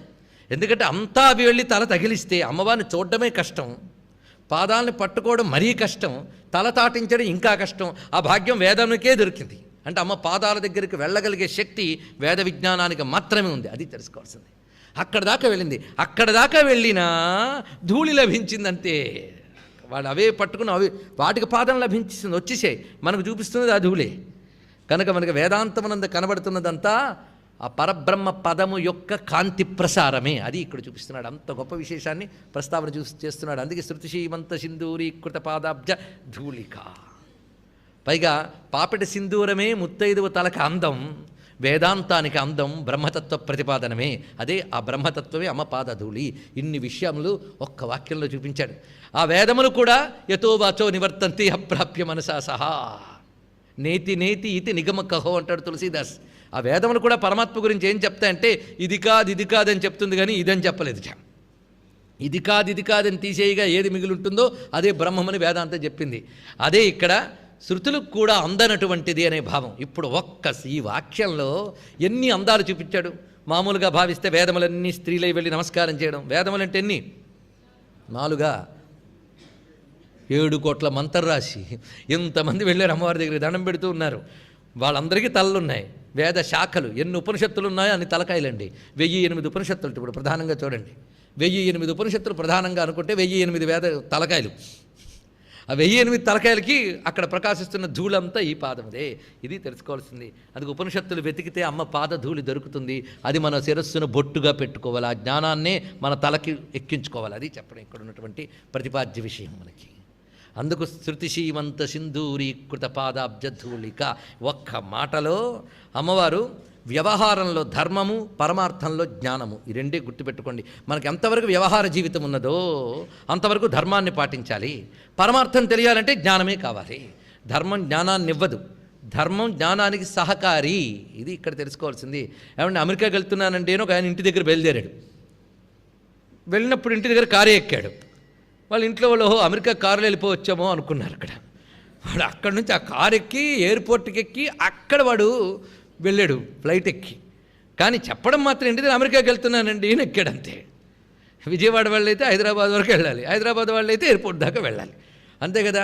కనుక చెప్పడం మాత్రం అమెరికాకి వెళ్తున్నా అని చెప్పినా ఆ కారు అమెరికాకి తీసుకెళ్ళదు, కానీ ఫ్లైట్ దాకా తీసుకెళ్తుంది. అలాగే కర్మల వల్ల మోక్షం వస్తుంది అంటే కారులో అమెరికాకి వెళ్ళినట్టే తెలుసుకోండి. ఇక్కడ అది నేను తీసుకెళ్ళి వేదాంతం అనే జ్ఞానం దాకా లాక్కెళ్ళాలి. అప్పుడు ఆ వేదాంతం అనే ఫ్లైట్ ఎక్కు, అది అమెరికా అని జ్ఞానం దగ్గర తీసుకుని. అలా అని చెప్పిన అమెరికా అనగా జ్ఞానం అని చెప్పలేదండు. అదొకటి ఎక్కడ అర్థం చేసుకోవడానికి దూరం గురించి చెప్పడం కోసం ప్రస్తావన చేసుకున్నాం. అమెరికా కంటే జ్ఞానం భారతదేశానికి ఉంది. నమస్కారం. సరే, మొత్తానికి భవ్యమైన విషయాన్ని మనం అర్థం చేసుకున్నాం కదా. కర్మలు నేరుగా ముక్తినివ్వవు. అందుకు మొట్టమొదట నిజాజ్ఞారూప నిగమా పుణ్య ఫలప్రద అయితే శృతి శ్రీమంత సింధూరీకృత పాదాబ్జ ధూళిక. నిన్నట్టుంచి వేదాంతంలో పట్టి తిప్పేస్తున్నారండి వశిన్యాది వాగ్దేవతలు మనల్ని. ఇప్పుడు ఉపనిషత్తులు అమ్మవారిని ప్రతిపాదన చేస్తున్నాయని కదా దీని యొక్క భావం. ఇక్కడ మనం తెలుసుకోవాల్సింది అమ్మవారి పాదముల నుంచి వచ్చే కాంతి కిరణములు. కాంతి అంటే జ్ఞానం అని ఒక అర్థం, కాంతి అంటే మంత్రం అని కూడా అర్థం. మంత్రం నుంచి ఒక వెలుగు ఉంటుందండి, అది తెలియడం మహా కష్టం. ఆ మధ్య మనకు ఒక సిద్ధపురుషుడు ఉండేవారు, కొద్ది సంవత్సరాలైన పరమపదించారు. ఆయనకి ఎవరైనా జపం చేస్తుంటే మౌనంగా మాల వాళ్ళు తిప్పుకుంటూ జపం చేస్తుంటే ఆయన ఆ సమయంలో హఠాత్తుగా వస్తే నువ్వు ఏ జపం చేస్తున్నావో దేవత ఎలా ఉందో వర్ణించి చెప్పేవట మహానుభావుడు. ఆశ్చర్యం వేస్తుంది. అంటే మనం జపం చేస్తూ ఉంటే తన మంత్రదేవత మన దగ్గర నిలబడుతుంది, అది మనకు తెలియదు. సిద్ధపురుషుడైతే చూడగలడు, ఆయనకు ఆ శక్తి ఇచ్చింది. పరంపరాగతంగా మంత్రశాస్త్రంలో దిట్టలు వాళ్ళు, ఆయన చూశాడు. అది ఆశ్చర్యకరం. స్వయంగా ఆయనతో సంభాషించగా తెలుసుకున్న విషయాలే ఇక్కడ చెప్తూ ఉన్నాం. అలా ఆశ్చర్యకరంగా ఉంటాయి మనకి. అందుకే మంత్రానికి వెలుగు ఉంటుంది, మంత్రానికి వెలుగు ఉంటుంది. ఆ వెలుగే ప్రసరిస్తూ ఉంటుంది మనలో, మన చుట్టూ కూడా. అది తెలుసుకోవాలి. కనుక ఒకటి జ్ఞానకాంతులు అన్నప్పుడు, ఒకటి పాదముల నుంచి వచ్చిన కాంతులు శిరస్సుపై పెట్టుకోవడం అనగా చాలామందికి ఇప్పుడే తెలిసి ఉంటుంది. ఉపాసకులు అమ్మవారి ఉపాసనలో ప్రవేశించగానే గురుపాదుకలు పట్టుకుంటారు, అవునా లేదా? ఆ గురుపాదుకా మంత్రములేవి? గురుపాదుకా మంత్రము ఉపనిషత్ ప్రతిపాద్యమైన పరతత్వమే. ఆ గురుపాదుకా మంత్ర రూపము అనేటువంటిది ఆ పాదములు ఎందున్న ప్రకాశమే. ఆ పాదములే ప్రతివాడి సహస్రార కమలలో ప్రకాశిస్తున్నాయి. అందుకే వేదకాంతుల తలపై సింధూరము అనగా ప్రతివాడి శిరస్సుపై సహస్రార కమలంలో ప్రకాశిస్తున్న వందే గురు పదద్వంద్వం అవాంగ్మానస గోచరం రక్తశుక్ల ప్రభామిశ్రం అతర్క్యం త్రైపురం మహహ. ఆ మహహ అనేదే ధూళిక. ఇక్కడైతే తెలుసుకోవాల్సి ఉంటుంది. అందుకే ఈ వాక్యంలో చెప్పబడింది ఏమిటయ్యా అంటే గురుపాదుకా మంత్ర రహస్యం దాగి ఉన్నదండి. ఇక్కడ ఏ ఏ వాక్యాల్లో మంత్రాలు ఉన్నాయి, ఇప్పటివరకు తత్వవైభవం చెప్పింది, మంత్రవైభవం, గురుపాదుకా రహస్య మంత్రములు ఇక్కడ ఉన్నాయి. మహాపాదుకులు పాదుకాంత దీక్షాపరులన్న మాట వినుంటారు మీరు. ఆ పాదుకాంత దీక్ష అనబడే మంత్ర విశేషం ఈ వాక్యంలో దాచిపెట్టబడింది. ఇది మంత్రపరంగా తెలుసుకోవాల్సింది. మొత్తానికి ఉపనిషత్తులను అమ్మనే ప్రతిపాదన చేస్తున్నాయని మనం చెప్పుకున్నామే. ఎక్కడెక్కడున్నాయంటే కొన్ని ఉపనిషత్తులను అమ్మ ఒక్కసారి స్మరించుకుంటే ఒక ఆనందం. ఎన్ని ఉపనిషత్తులు అద్భుతంగా అమ్మని ప్రతిపాదన చేస్తున్నాయి. ముందు మనం దశోపనిషత్తుల్లోకి వెళ్తే కేనోపనిషత్తు అంతా అమ్మతత్వాన్ని మనకి చెప్తూనే ఉన్నది. అంతేకాదు ప్రత్యేకించి దేవ్యుపనిషత్తు మనకి వివరిస్తూ సైషా దేవీ జగదండమసృజత అహం రుద్రేభిర్వశభిశ్చరామి, ఇవన్నీ దేవి ఉపనిషత్తులు. దేవి అధర్వశీర్షం ఉంది, దేవి ఉపనిషత్తు ఉంది. నమస్తేస్తు భగవతి భవతి మాతురస్మాన్ పాతు సర్వతః సైషాష్టౌ వసవః సైషా ఏకాదశ రుద్రాః సైషా ద్వాదశాదిత్యాః సైషా విశ్వే దేవాః సోమపా అసోమపాశ్చ సైషా యాతుధానా అసురా రక్షాగుంసి పిశాచాః యక్షా సిద్ధాः సైషా సత్వరజస్తమాంసి సైషా ప్రజాపతీంద్రమనవః సైషా గ్రహనక్షత్ర జ్యోతిర్గుంషి కళాకాష్ఠాదిస్వరూపిణి తామహం ప్రణమామి నిత్యం పాపాపహారిణీం దేవీం ముక్తిప్రదాయినిం అనంతాం విజయాం శుద్ధాం శరణ్యాం శివదాం శివాం. ఇది ఉపనిషత్తుల్లో చెప్పబడి అమ్మవారి మంత్రములండి. ఎన్నున్నాయి ఇలాగ అరుణోపనిషత్తు, త్రిపురోపనిషత్తు, భావనోపనిషత్తు, బహురుచోపనిషత్తు, వీటిలో చాలా నేరుగా చెప్పారు. అందులో అమ్మవారి యొక్క మంత్రములు దాచిపెట్టారటండి. అక్కడే ప్రతిపాదింపబడింది. ఉపనిషత్ ప్రతిపాద్యమే శ్రీ విద్య అని చెప్పడానికి అమ్మవారి మంత్రం కామో యో నిక్కామ కళ వజ్రపా నిర్గుహ హస ఉపనిషత్తుల్లో మంత్రం. ఇందులో ఒక్కొక్కటి డీకోడ్ చేస్తే మంత్రోద్ధారం. కామో యో నిక్కామ కళ, ఉదాహరణకి కామహ అంటే కకారం, అలా మంత్రోద్ధారం జరుగుతుంది. అంటే ఇది ఎక్కడ చెప్పబడింది? ఉపనిషత్తుల్లో. ఇప్పుడు చూడండి, అందుకే ఇక్కడ మనం బాగా అర్థం చేసుకుంటే సర్వోపనిషత్తు గుష్ట మరింత తేలికవుతుంది. శృతి సీమంత సింధూరీకృత పాదాబ్జ ధూళిక అనగా ఉపనిషత్తులంతటా ప్రతిపాదింపబడినది. ఇప్పుడు ఎన్ని శాస్త్రాలు వస్తున్నాయి జాగ్రత్తగా చూడండి. ఇది గుత్తి చాలా అద్భుతం అండి. అందుకే రసజ్ఞత అనే గుణం ఉంటే కానీ కవిత్వం చెప్పకూడదట. అందుకే చూడండి, నిజమైన కవి సమ్మేళనాలు జరిగితే జనాలు చాలా తక్కువ మంది ఉంటారు. ఎందుకంటే రసజ్ఞులు ఎప్పుడూ తక్కువ మంది ఉంటారు. మరి ఇక్కడ చాలామంది వస్తున్నారు ఏంటంటే పుణ్యపు ఆభా వింటే ఏదో వచ్చేస్తుందని ఆశాపరులు ఎక్కువ మంది వస్తారు. తప్పేం లేదు, పుణ్యం తప్పకుండా వస్తుంది. అదే ఇక్కడ రసజ్ఞత ఎప్పుడు తక్కువే ఉంటుంది. కానీ రసజ్ఞుడైన వాడు కానీ విన్నాడు అనుకోండి, వాడికి సిద్ధి చాలా తొందరగా వస్తుంది. అందుకే మనం మొన్న మహాసిద్ధి దగ్గర చెప్పుకున్నాం. ఊరికినే చదవడం కాదు, అందులో ఉన్న భావాన్ని ఆస్వాదించగలిగితే రసోల్లాసం అనే సిద్ధి అంటారని చెప్పాం కదా. ఇప్పుడు రసోల్లాసం అనే సిద్ధి స్థితికి వెళ్ళే వరకు ఇది అర్థమవుతుందండి. అది కావాలి. రసోల్లాసం చేస్తే ఎన్ని అందాలు కనబడుతున్నాయో చూడండి. ఎంత శాస్త్ర సంపుటి. నిజాజ్ఞారూప నిగమ అంటే వేదములు చూపించారు. శృతి సీమంత సింధూరీకృత పాదాబ్జ ధూళిక అంటే ఉపనిషత్తులు చూపించారు. అయిపోయింది కదా. ఇప్పుడు మరొక శాస్త్రం చెప్తున్నారు. సకలాగమ సందోహ శుక్తి సంపుట మౌక్తిక. ఎంత చక్కటి వాక్యం చూడండి. ఇది కూడా ఒకటే వాక్యం. సకలాగమ సందోహ శుక్తి సంపుట మౌక్తిక. అమ్మవారు ముత్యంలా మెరిచిపోతున్నట్టండి. ముత్యం అసలు లావణ్యం అనే మాటకు అర్థం ఏంటంటే లవణస్య భావం లావణ్యం అంటే ఉప్పులా ఉందని అర్థం. అంటే ఏమైనా బాగుందండి? ఉప్పు కళ్ళు తీసుకోండి, ఉప్పురాయిలో నిగనిగ ఉంటుంది. ఈ నిగనిగ మళ్ళీ ఎక్కడ కనబడుతుంది? ముత్యంలో ఉంటుందట. నిగనిగలాడుతున్న ముత్యం నునుపుగా నిగనిగలా ఉంటుందట. ఆ నిగనిగలాడుతున్న నునుపుదనంతో కూడిన అందాన్ని లావణ్యం అనాలండి. అందుకే అమ్మవారు లావణ్యం లలిత అంటే ముత్యపు సౌందర్యమే ఆవిడ దగ్గర ఉంది. అందుకే ఆ ముత్యపు సౌందర్యంగా మెరిసిపోతుంది ఆవిడ. ఎర్ర ముత్యం అనుకుంది అమ్మవారిని, ఇది ఇంకా బాగుంది. పగడమంటే మళ్ళీ వేరేగా ఉంటుంది. ఆ నునుపుదనం ఉంది కనుక అమ్మవారు ముత్యం. ఏవైనా గొప్పగా ఉన్నాయనుకోండి, స్వచ్ఛంగా స్పష్టంగా మన లోకంలో ఒక మాట అండి, ముత్యం లాంటి వాడండి అని, రత్నం లాంటి వాడండి అని. రత్నాలకే రత్నం అమ్మవారు. అందుకే వాడు ముత్యం అంట. ముత్యం ఎక్కడ దొరుకుతుంది? ముత్యపు చెప్పలో. కొంత సముద్రం దాకా వెళ్ళాం, షాపులో అని చెప్పలేదు, సంతోషం. ముత్యపు చెప్పలో దొరుకుతుంది. ఆ ముత్యపు చెప్పలో ముత్యం తారాయడానికి చాలా సమయం పడుతుంది, అవునా లేదా? అంటే ఆ ముత్యపు చిప్ప పైన ఒక డొప్ప, కింద ఒక డొప్ప ఉంటుంది, రెండు దవడల్లాగా. ఈ రెండు డొప్పల మధ్యలో ముత్యం పుడుతుందిట. ఆ రెండు డొప్పలతో ఉన్నదాన్ని ముత్యపు చిప్ప అంటాం.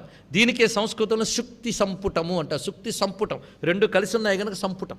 పెట్టెకి కూడా సంపుటం అని పేరు. పైన కప్పు కింద బాగా ఉంటుంది. అలాగే సుక్తి సంపుట అంటే ముత్యపు చిప్ప అని అర్థం. ఆ ముత్యపు చిప్ప లోపల ముత్యం పుడుతుంది. అలాగే అమ్మవారు ఒక ముత్యమైతే ఈ ముత్యాన్ని మీరు ముత్యపు చిప్పలోనే పట్టుకోవాలి. ఆ ముత్యపు చిప్ప ఏమిటి? గొప్ప మాట చెప్తున్నాడు చూడండి. ముత్యపు చిప్పలో దొరికినట్లుగా అమ్మ అనే ముత్యము శాస్త్రం అనే ముత్యపు చిప్పలో దొరుకుతుందండి. అంత అందంగా వర్ణించాడు. ఏ శాస్త్రంలోనండి? ఈ శాస్త్రమే ఆ శాస్త్రం ఏంటండి? సకలాగమ సందోహ శక్తి సంపుట ముక్తిక. అన్ని శాస్త్రములు కలిసిపోయి ఒక ముత్యపు చిప్ప అయితే అందులోని ఒక ముత్యం పుట్టిందిట. ముత్యం అంటే ముత్యపు చిప్ప చేసుకున్న తపస్సు. ముత్యపు చిప్పలో పండిపోయింది. ముత్యపు చిప్ప యొక్క సారం ముత్యం. మొత్తానికి మనం ముత్యపు చిప్ప పట్టుకుని ఏం చేస్తాం? ముత్యం తీసుకుని చిప్ప బారేస్తాం. తర్వాత ఎవడో తీసుకుని దాన్ని మామిడిగా తొక్క తీస్తాడు. మనకు ప్రధానం ఏంటి? ముత్యమే. కానీ చెప్పలేకపోతే ముత్యం లేదే. ఎంత గొప్ప మా భావంలో చూడండి. ఇక్కడ శాస్త్రం ఎంతవరకయ్యా అంటే నీకు పరతత్వం చెప్పడం వరకే. పరతత్వం తెలిసి ఇంక శాస్త్రం గౌరవ పట్టించుకోకు. అందుకే కృష్ణ పరమాత్మ గీతలో త్రైగుణ్య విషయావేద నిస్త్రైగుణ్యో భవార్జున అన్నాడు. అంటూ ఏన త్యజసి తత్యజ, దేనితో దీన్ని విడిచిపెట్టావో దాన్ని విడిచిపెట్టన్నాడు. ఎంత గొప్ప మాట. అంటే మనం ముత్యం తీసేసుకుని ముత్యం చెప్పు ధరిస్తాం, కానీ ముత్యం రావడం వరకు చెప్పు అవసరమే. అందుకు సారవస్తు సకల శాస్త్రముల సారము అమ్మవారే అని చెప్పడం దీని యొక్క భావం అండి. అందుకే సకల ఆగమములు ముత్యపు చిప్ప అయితే అమ్మవారు ముత్యంలో వచ్చేట. అంటే సర్వశాస్త్రములు మథించి వాటి తపస్సు సారం తీస్తే ప్రతిపాదింపబడే పరతత్వం ఈ ముత్యం. అందుకు మౌక్తిక అని శబ్దం వేశారు. ముత్యానికి ఇదే కదా పదం. అందుకే మౌక్తిక అనే పదం సరిగ్గా సరిపోతుంది. సకలాగమ సందోహ శుక్తి సంపుట మౌక్తిక. మౌక్తిక అనే మాట చాలా గొప్ప రహస్యం అండి. ఇంకా చూద్దాం. ముక్త, ముక్తి, మౌక్తిక మూడు ఒకటే అర్థం. మౌక్తిక అంటే మోక్షావస్థ. ముక్తికి సంబంధించింది మౌక్తికం మోక్షావస్థ. ఈ మోక్షావస్థ సర్వశాస్త్రముల యొక్క సారమైన అవస్థ. అందుకే అమ్మవారెవరు? మోక్షావస్థ స్వరూపుడిలో ఉన్న తురియ భూమికి చెందిన పరతత్వం అని చెప్పడం కోసం మౌక్తిక అనే శబ్దం అంత చక్కగా చూపించారండి ఇక్కడ. ఆ పదం అంత గొప్పగా ఉంది. అందుకే సకలాగమ సందోహ శుక్తి సంపుట మౌక్తిక. ఆగమం అంటే ఏమిటి? ఇప్పుడు ఇది కూడా చెప్పుకోవాలి. చాలామంది ఆగమాలంటే వేదాలు అని రాసేస్తారు. మరి నిగమం అంటే? నిగమమన్న వేదము, ఆగమము అంటే నిజానికి శాస్త్రము అని అర్థం అండి. నిజానికి ఇది అర్థం. నిగమం అంటే వేదం మాత్రమే చెప్పబడుతుంది. ఆగమము అంటే వేదాలతో పాటు మంత్రశాస్త్రం కూడా చెప్పబడుతుంది. అందుకే మంత్రశాస్త్రాలకు ఆగమాలు అని పేరు. శైవాగమం, శాక్తాగమం, సౌరాగమం ఇవన్నీ ఆగమాలు. అందుకే శైవ నిగమం, శాక్త నిగమం లేదు చూడండి ఇక్కడ. వీటికి ఆగమాలు అంటారు. ఆగమాలు అంటే ఉపాసనా పద్ధతుల్ని తెలియజేసే శాస్త్రములకు ఆగమములని పేరు. అది తెలుసుకోవాల్సింది. అందుకే ఒకవేళ నిగమం చూపించాడు, ఉపనిషత్తు చూపించాడు, ఆగమం చూపించాడు. మన బ్రతుకు బాగు చేయడానికి రెండే గ్రంథాలు, నిగమం, ఆగమం. ఈ రెండిట్లో ఉండేవి ఏమిటో స్మరించి చెప్పేవి స్మృతులు, ఇంకోటి లేదు. వాటిల్లో ఉన్నవి సామాన్యుడికి అందించడం కోసం కథల రూపంలో, బోధల రూపంలో అందించేవి పురాణాలు. కనుక మరి హిందూ మతానికి ఆధార గ్రంథములు ఎన్నో తెలుసుకోండి ఇక్కడ. వాడికేదో ఒక్క పుస్తకం ఉంది కనుక మనకు ఏదో పుస్తకం ఉండాలి కనుక కొంతమంది మనకి హిందువుల మత గ్రంథం అని భగవద్గీత అని వీడు రాస్తాడు. రాయకపోతే వాడికి మార్కు లేదు. కానీ హిందువులకు మత గ్రంథము లేదు, మతము లేదు, ధర్మం ఉంది హిందువులకి. తెలుసుకోండి ఇక్కడ. ఈ ధర్మం పరంపరా ప్రాప్తం. ఋషులు ఇచ్చారు. ఈ ఋషులు ఇచ్చినవి మొత్తం మనకి సోర్సెస్ 4: శృతి, స్మృతి, పురాణ, ఆగమ. 4 సోర్సులు. నిజానికి ఆగమాలు కూడా శృతుల నుంచి స్వీకరించబడ్డాయి. శృతుల్లో వర్ణించిన కాళీ, లక్ష్మి, సరస్వతి, విష్ణు ఇవే ఆగమాల్లో మరింత విస్తరంగా మరొక రూపంలో అందించారు. అందుకే వేదం అంగీకరించిన ఆగమాలు మనకు కావాలి. వేద సమ్మతమైన ఆగమాలు దక్షిణాచారం, వేద విరుద్ధమైన ఆగమాలు వామాచారం. ఇంతే తెలుసుకోవాలి. అందుకు వేద సమ్మతమైన ఆగమాలే ఇక్కడ తీసుకుంటున్నాం. అందుకు ముందు వేదాన్ని ప్రతిపాదన చేశారు, వేదాంతాన్ని ప్రతిపాదన చేశారు. ఈ రెండింటిని పనికొచ్చేటట్టు ఇచ్చే ఆగమము శ్రీ విద్యాగమం. ఇలాగేంటి సకలాగమం అంటే శాక్తేయ, సౌర ఇత్యాది అన్ని ఆగమాల సారము ఒకటే పరతత్వం. ఆ పరతత్వమే ఇక్కడ మన అమ్మవారు. సకలాగమ సందోహ శుక్తి సంపుట మౌక్తిక. ఎంత గొప్ప మాట చూడండి. నిగమం, ఆగమం ఈ రెండు పేర్లకు అర్థం చూద్దాం ఇప్పుడు. నిగమం అంటే నిర్గమించింది నిగమం. నిర్గమించుట అంటే బయటికి వచ్చుట అని అర్థం. నిగమం అంటే పరమాత్మ నుంచి బయటకు వచ్చింది. సూర్యుడి నుంచి వెలుగొచ్చినట్టు పరమాత్మ నుంచి వేదం వచ్చింది కనుక నిగమం. ఆగమం అని పేరు ఎందుకు వచ్చిందో చెప్తున్నాడు ఇక్కడ. ఆగమించిందంటే బయటకు వచ్చిందని అర్థం. చూడండి ఇక్కడ నితరాం అన్నప్పుడు నిర్గమం, ఆసమంతాత్ అన్నప్పుడు ఆగమం. రెండు అర్థం, రెండిటికి ఒకటే అర్థం నిజానికి. మరి వేదాలకి దీనికి రెండు ఒకటేనా అంటే భావం ఒకటే, తేడా కోసం పదములు చెప్పారు, మనం తేడా పోల్చుకోవడం కోసం. ఆగమాలు కూడా ఈశ్వర ప్రోక్తములే. అందుకే సర్వాగమములు ఈశ్వరుడే చెప్పేట. ఇదే మనకి చతుషష్ట్యాతంత్రై అని శ్లోకంలో శంకర భగవత్పాల్ వారు చెప్పారు. మొత్తం అన్ని ఆగమాలు శివుడే చెప్పేట. చెప్పమని అమ్మవారు ప్రేరేపించాట, చెప్పు అని. ఎందుకంటే పిల్లల బాగు కోసం ఏదైనా చేయండి అని తండ్రిని తల్లి ఏ విధంగా నిరంతరం పోరి పిల్లలకు మంచి పనులు చేయిస్తుందో అలాగే శివుడిని పోరి ఆవిడ ఆగమాలు రాయించేట. అయితే చెప్తాను వినన్నట్ట. ఎవరికి చెప్పాడు? ఆవిడికి చెప్పేట. ఆవిడికి చెప్తూ ఉంటే మిగిలిన వాళ్ళు విన్నట్ట. మీరు ఎప్పుడైనా నోములు అవి చేసుకున్నప్పుడు కైలాసమున పార్వతీదేవికి శివుడిని ఇట్లని ఆనతిచ్చే అని మొదలవుతుంది, అవునా లేదా? ఇక్కడ అమ్మలు ఉన్నారు, నోములు చేసుకుంటున్న అమ్మలు, చేసిన అమ్మలు, ఉద్యాపనలు చేసిన అమ్మలు కూడా ఉన్నట్టున్నారు. ప్రతి నోముకి మొట్టమొదటి వాక్యం ఇదే, శివుడు పార్వతికి ఇట్లని ఆనతిచ్చే. అంటే తీరుకొచ్చిన నోముల గురించి చెప్పాడా అంటే ఇక్కడ అర్థం ఏంటంటే మనం తరించే శాస్త్రములన్నీ పరమాత్మ నుంచి ఋషుల నుంచి మనకు వచ్చాయని చెప్పడం కోసం, శాస్త్రం భగవంతుడి నుంచి వచ్చింది చెప్పడం కోసం శివుడు ఇచ్చాడు, విష్ణువు ఇచ్చాడని చెప్పారండి ఇక్కడ. అలాగా శివుడి నోటి నుంచి వచ్చి అమ్మ చెవిలోకి ఆగమించింది కనుక ఆగమం అని పేరు. ఇది తెలుసుకోండి ఇక్కడ. అలా మనకు వచ్చేట. ఎందుకంటే మనకు అడగడం కూడా చేత కాదని మన తరపున అమ్మవారు అడిగారు, ఆవిడ పుచ్చుకుని మనకి ఇచ్చిందనమాట. అందుకు ఆగమములు అని వీటికి పేరు. కనుక మనం తరించడానికి పనికొచ్చేవి నిగమాలు, ఆగమాలు. ఈ రెండూ అమ్మ రూపములే. అందుకే నిగమాల అమ్మ ఆజ్ఞారూపములు, వేదాంతమునందు అమ్మ తత్వమే ప్రతిపాదింపబడుతున్నది. సమస్త ఆగమముల యొక్క సారము అమ్మవారే. సకల ఆగమ సందోహ శుక్తి సంపుట మౌక్తిక. ఇంత అందమైన వాక్యం. ఇప్పుడు మరొకటి, ఇదే నామం నారాయణ భట్టు యొక్క పాఠంలో అయితే సత్కులాగమ సందోహ శుక్తి సంపుట మౌక్తిక అని వేరే పాఠం ఉందండి. సత్కులాగమ సందోహ, సకలాగమ లేదు అక్కడ. అంటే మనం ఎలాగైతే ఇదివరకు పాఠాలు సవరించుకున్నామో లేదు సవరించుకోవచ్చు, సవరించుకోపోయినా తప్పు లేదు, భావం ఏం చెడదు. అందుకే సత్కులాగమ అన్నప్పుడు ఇక్కడ ఉత్తమమైన కులము అంటే సంప్రదాయ పరంపర. కులం అనగా సంప్రదాయ పరంపర. మంచి గురు పరంపరకి కులం అని పేరు.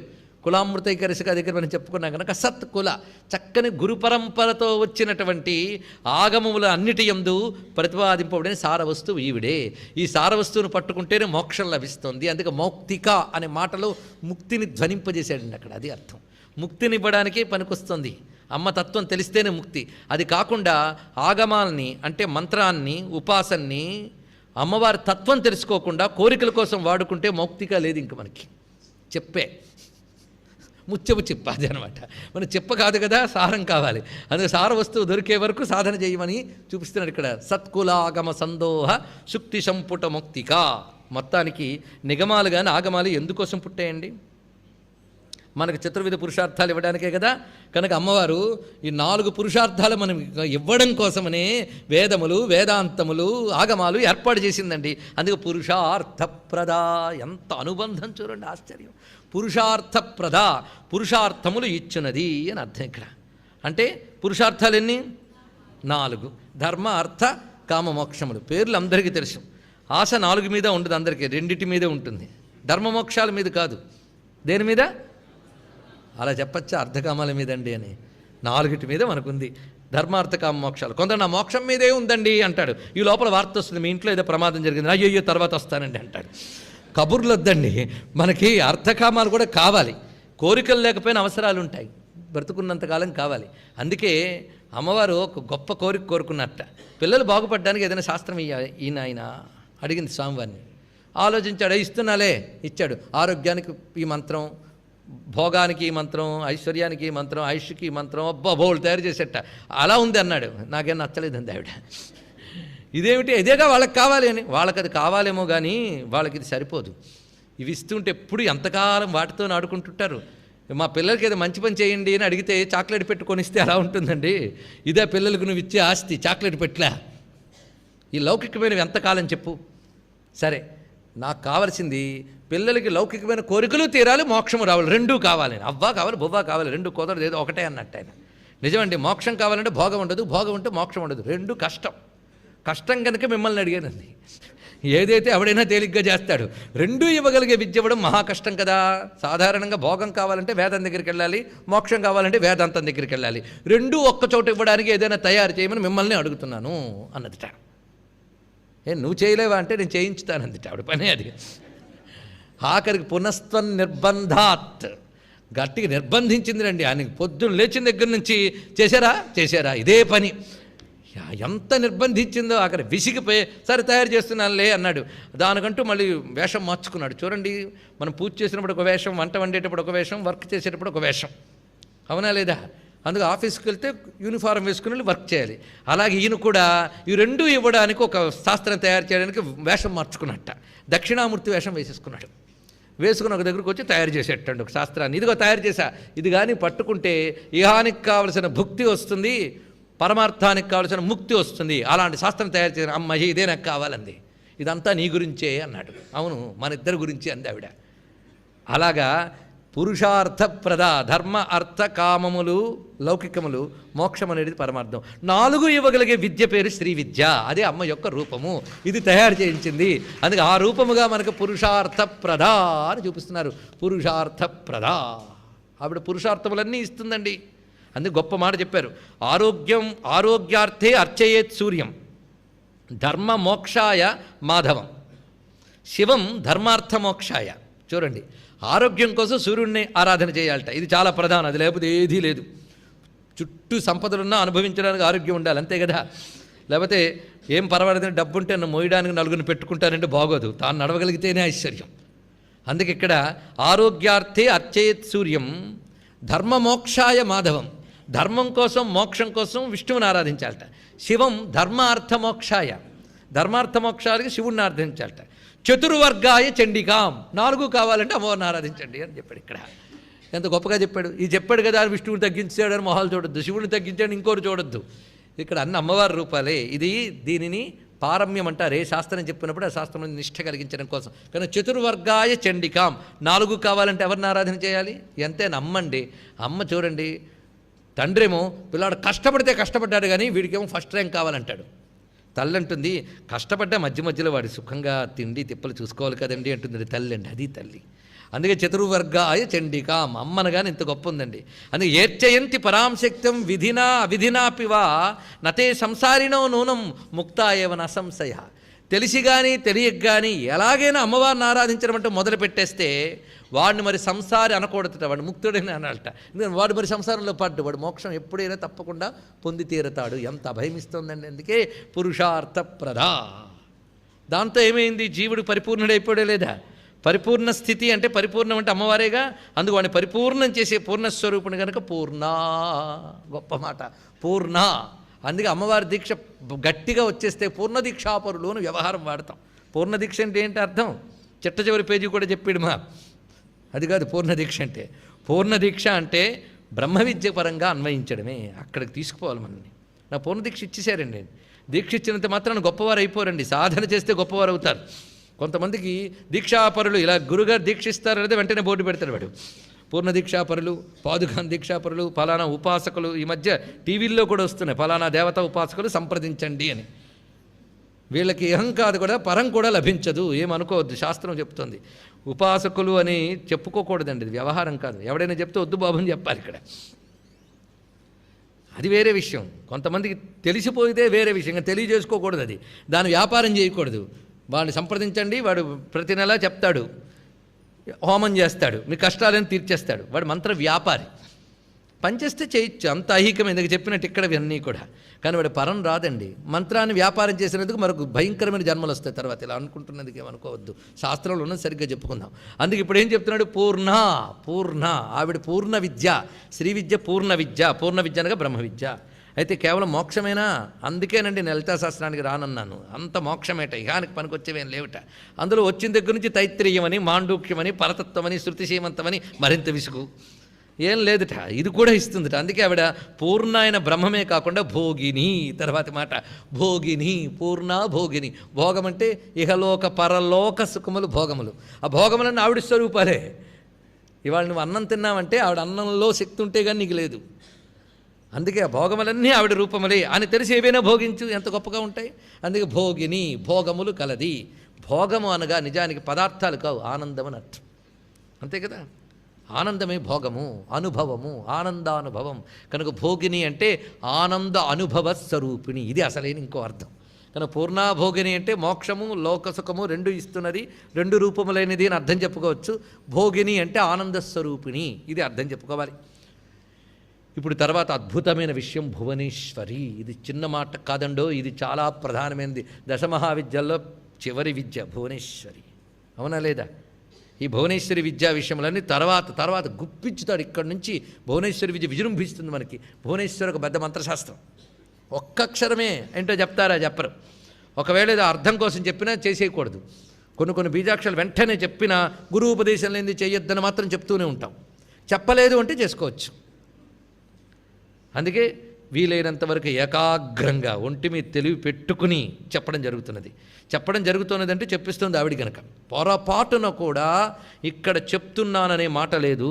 ఇది తెలుసుకోండి, ఇక్కడ ఏమీ లేదు. ఎందుకంటే ఒక్కసారి అదేమిటా ఉపాధి గురించి ఆలోచిస్తే అల్పత్వం తప్ప ఏమీ లేదు. ఇక్కడ ఎంతమంది మహాపండితులు ఉన్నారో నాకు తెలుసు. శ్రీ విద్యలో అంతిమ స్థితికి వెళ్ళే వరకు ఉన్నారు. మహామాయ నామని చెప్పి వెళ్ళిపోతే మరుసటి రోజు ఒక తల్లి వచ్చి వివేక చూడమల్లో మహామాయ శ్లోకమంతా చదివి వివరిస్తూ ఉంటే, ఆహా ఎంత గొప్ప శ్రోతలు నా దగ్గరికి వచ్చారు, నా భాగ్యవంతుడిని దండం పెట్టుకున్న ఆ తల్లిని మనస్సులో. అలాంటి మహాత్ములు సిద్ధపురుషులు ఎదురుగా కూర్చున్నారు. వాళ్ళు ఒక్కొక్కరిలో ఎన్ని మంత్రములు పండున్నాయో వాళ్ళ ఆశీర్వచనాలు పడుతున్నాయి కనుక ఇక్కడి మాటలు వస్తున్నాయి. ఇది నాకు తెలుసు. అందుకే ఎక్కటి కూడా ఏదైనా గట్టిగా చెప్పి ధైర్యంగా మాట్లాడేమంటే ఎదురుగా వాళ్ళున్నారని ధైర్యం, ఇక్కడ అమ్ముందని ధైర్యం, ఇంకోటి వెనకాల గురువులు వెన్నులా ఉన్నారని ధైర్యం. అందుకు ఇంకేమీ లేదు ఇక్కడ. ఎందుకు ఏ మాట చెప్పినా ఇంతకంటే ఎక్కడా వినలేరు. ఇలాంటి మాటలు ఏమైనా పొరపాటున వస్తే ఇది అహంతో వచ్చింది కావు, గురువులపై ఉన్న ధైర్యంతో వచ్చిన మాటలు, ఎదురుగా ఉన్న మహాత్ముల యొక్క అనుగ్రహం ఇదంతా కూడా. అందుకు ఇక్కడ జాగ్రత్తగా కూర్చొని అమ్మ సంప్రదాయం బెసగకుండా మాట్లాడించి తల్లి అని దండం పెట్టి కూర్చోవడం వరకే. అహాన్ని వదిలించుకునే ప్రయత్నం కోసమే ప్రార్థన, తర్వాత అంతా ఆవిడ పని. అందుకు ఇక్కడ జరుగుతున్నదంతా అమ్మ మన కోసం కురిపిస్తున్న అమృత వృష్టి మాత్రమే. తడిసి ఆనందిద్దాం అందరం. అందుకు ఇక్కడ నా నుంచి వచ్చి ఏంటి అంటే ముందు నాలోకి వచ్చే కనుక మీరు నేను కూడా శ్రోతలమే. నేను ప్రథమ శ్రోత, తర్వాత శ్రోతలు మీరంతే. ఇక్కడ వినిపిస్తేనే ఇక్కడ పలుకుతుంది కదా, వినిపించేది పలికించేది అని అమ్మకి దండం పెట్టుకుని. ఎందుకంటే ఈ నామం దగ్గరికి వచ్చినప్పుడు చాలా ఆనందం కలుగుతుందండి. భువనేశ్వరి, ఇది గొప్ప విషయం. ఇది ఒకే బీజాక్షరం నిజానికి. ఇది పరమ విద్య, మోక్ష విద్య. మీరు దేవీ భాగవతం చదివితే అందరూ భువనేశ్వరినే ప్రథమ శక్తిగా చూపిస్తారు. అక్కడ మణిద్వీపవాసిని భువనేశ్వరి, మణిద్వీపవాసిని భువనేశ్వరి. ఆవిడిని లలిత అన్నప్పుడు శ్రీమన్నగర నాయిక. రెండింటికి చిన్న భేదం భేదమేం లేదు మళ్ళీ. అందుకే భువనేశ్వరి బీజం 3 మార్లు వస్తుంది లలిత విద్యలో. చేసేవాళ్ళకి తెలుస్తుంది. ప్రతి కూటమికి చివరి వచ్చేది భువనేశ్వరి బీజమే. అలాగే 3 కూటముల్లో 3 భువనేశ్వరి బీజాలు పెట్టాయి. అందుకే భువనేశ్వరి బీజమే త్రిపురైపోయిందండి, త్రిపుర అయిపోయింది భువనేశ్వరియే. అందుకే భువనేశ్వరియే రాజరాజేశ్వరి. అందుకే శ్రీ విద్యకి భువనేశ్వరి విద్యకి భేదమేమీ లేదు, అది తెలుసుకోవాలి. అందుకే భువనేశ్వరి శక్తి చాలా ప్రధానమైనటువంటిది. ఆ నామమే చాలా భావ్యం. ఇన్ని మార్లు భువనేశ్వరి భువనేశ్వరి అని అంటూ ఉంటే వింటూ ఉంటే వాళ్ళు ఎంత ధన్యులమైపోయి మన అందరం కలిసి. అందుకే భువనేశ్వరి అనే అమ్మ దగ్గర మనం ఇప్పుడు నమస్కారం చేసుకుందాం. భువనములకు ఈశ్వరి. భువనము, భవనము, భువనము రెండు ఒకటే భావం అండి నిజానికి. భవనము, భావము, భవ ఇవన్నీ ఒకటే. అప్పుడు భవాని అర్థం చేసుకోండి, ఇంక నేను చెప్పక్కర్లే. భవాని అక్కడ ఈ విషయం అంతా చెప్పుకున్నాం. గుర్తున్నాయా? మెలకువగా ఉండి విన్న వాళ్ళందరికీ గుర్తుంటుంది అంతే. భవనము, భవనాత్ భావనాశ్చైవ భవ. భవనం భావనం, అంటే ఉండుట, కలుగుట, కలిగించుట, ఉంచుట, ఇది అర్థమని చెప్పుకున్నాం. అదే భవనము. ఇవన్నీ ఉన్నాయి ప్రపంచములన్నీ కదా వ్యవహారంలో. అందుకే ఇవన్నీ భువనములు. ఎన్ని భువనాలు ఉన్నాయి? 14 భువనాలు మనకి సామాన్యం కాదు. అట్టడుగు లోకం నుంచి పై లోకం వరకు వెళితే బ్రహ్మలోకం వరకు వెళ్ళాలండి. అక్కడితో లోక వ్యవస్థ అయిపోయింది. ఆ పైన ఉన్నవన్నీ లోకాతీతములే. అందుకే అతల వితల సుతల తలాతల రసాతల మహాతల పాతాల అక్కడి వరకు వచ్చాం. మన క్రిందవి భూలోక, భువర్లోక, సువర్లోక, మహాలోక, జనలోక, తపోలోక, సత్యలోకములు, మొత్తం 14 భువనములు. ఇన్ని భువనాలకి ఒక్కరే నాయకురాలు భువనేశ్వరి. ఇక్కడ ఎక్కడున్నా ఆవిడే దిక్కు తెలుసుకోండి. ఇక్కడ ఎక్కడ కూర్చున్నా ఈవిడే భువనేశ్వరి. కనుకనే ఆ బ్రహ్మ కీటజన్నికి భువనేశ్వరికి లింక్ పెట్టుకోవాల్సింది ఇక్కడ. అందుకు భువనేశ్వరి. అది ఇక్కడ చెప్పేటి అమ్మవారి యొక్క బీజం. భువనేశ్వరి బీజమే ఇక్కడ నిక్షిప్తం చేశారు. ఆ బీజం ఏమిటి అనేది బీజాక్షరంతో కూడిన నామం వస్తుంది. అక్కడ చెప్పుకుందాం. అక్కడ చెప్పేస్తే తప్పు లేదు, ఇక్కడ చెప్తే తప్పే. అందుకు భువనేశ్వరి. అందుకు భువనేశ్వరి ధ్యానం ఎప్పుడు చేసినా శివేన సహితాం దేవీం భావయేద్ భువనేశ్వరీం. ఈ తల్లికి కూడా శివసహితంగా భావించవలసిందే. అందుకు భువనేశ్వరి ఎలా ఉంటుందో తెలిసి రూపం ఒక్కసారి ధ్యానించుకుందాం. భువనేశ్వరి ఇంతేనండి ఈ తల్లి రూపం. వరద అభయహస్తములు, పాశము అంకుశము ఇంతే పట్టుకుంటుంది. ఇదే పట్టుకుంటాడు భువనేశ్వరుడు. పాశాంకుశం కావాలంటే శ్రీశైల మల్లికార్జున స్వామి వారిని ఇత్యాదులు దర్శించాను ఇక్కడ. ఇది ప్రధానంగా ఇది స్వరూపం. పైన పాశాంకుశం, క్రింద వరద అభయం. ఈ పాశాంకుశాలే లలితమ్మకు కూడా ఉన్నాయి. చెరకవెల్లు పూను బాలలు ఎక్స్ట్రా. దాంతో అక్షరాలు ఎక్కువ పెరిగాయి. మంత్రానికి దేవతకు ఉన్న అనుబంధం చూడండి మొత్తం. అక్కడ వరదాభయ హస్తాలకి మరి అమ్మవారు అవకాశం లేదు. చెరకవెల్లు పూలు బాణాలు చేతిలో వచ్చేసే గనక ఇంకా వరదాభయ హస్తాలు పట్టకుండా ఆ రెండు పట్టుకుందిట. మరి వరదాభయ హస్తాలు ఏమైపోయాయి? నీ పాదాలే వరదం అభయం అన్నారు శంకర భగవత్పాదులు వారు. అయిపోయాం. అందుకు శరణ్యే లోకానాం తవకి చరణావేవ నిపుణం. ఈ చెప్పడంలో శంకరులు తవకి చరణావేవ నిపుణం అంటే చరణం అంటే క్రింది భాగం కదా. చరణావేవ అంటే ఒక్కొక్క కూటంలో చివరి భాగం. అదే భువనేశ్వరి శక్తినిస్తున్నది అని శంకర భగవత్పాదులు వారు అక్కడిచ్చారు. ఆందం సౌందర్యలహరిలో చూడండి ఎంత గొప్ప విషయం భావించండి. ఇక్కడ అదే ఆశ్చర్యకరమైన అంశములు ఇవన్నీ కూడా. అందుకే మంత్రతంత్ర తత్వశాస్త్రాల్లోకి వెళ్ళిపోతే లలిత కానీ సౌందర్యలో కానీ అమృతం అండి. అంత గొప్పగా భువనేశ్వరి అంది. ఇది అత్యంత ఫలదాయకము అంటారు ఈ తల్లిని. ఇక్కడ భువనేశ్వరి 2 రూపములతో ఉంటుందిటండి. ఒకటి మనలో ఉన్న భీరుత్వాన్ని పోగొట్టే శక్తి ఒక ఆవిడ. చాలా చూడండి, భీరుత్వము అంటే పిరికితనం అంతే. కరెక్ట్ అమ్మా నువ్వు చెప్పింది. భయము మొదలైనవి పిరికితనం వల్లే కలుగుతాయి కదా. పిరికితనం అంటే ముడుచుకుపోవడం. అజ్ఞానం వల్ల కలిగేదంతా భీరుత్వం అంతే కదా. కొందరు చూడండి ఏ పని చేయడం భయం, ఎందుకు అజ్ఞానం చేత. అది ఎలా చేస్తాడో తెలియదు కానీ భయం. కనుక అజ్ఞానం యొక్క లక్షణం భీరుత్వం. భీరుత్వాన్ని పోగొట్టే తల్లి ఒకరు.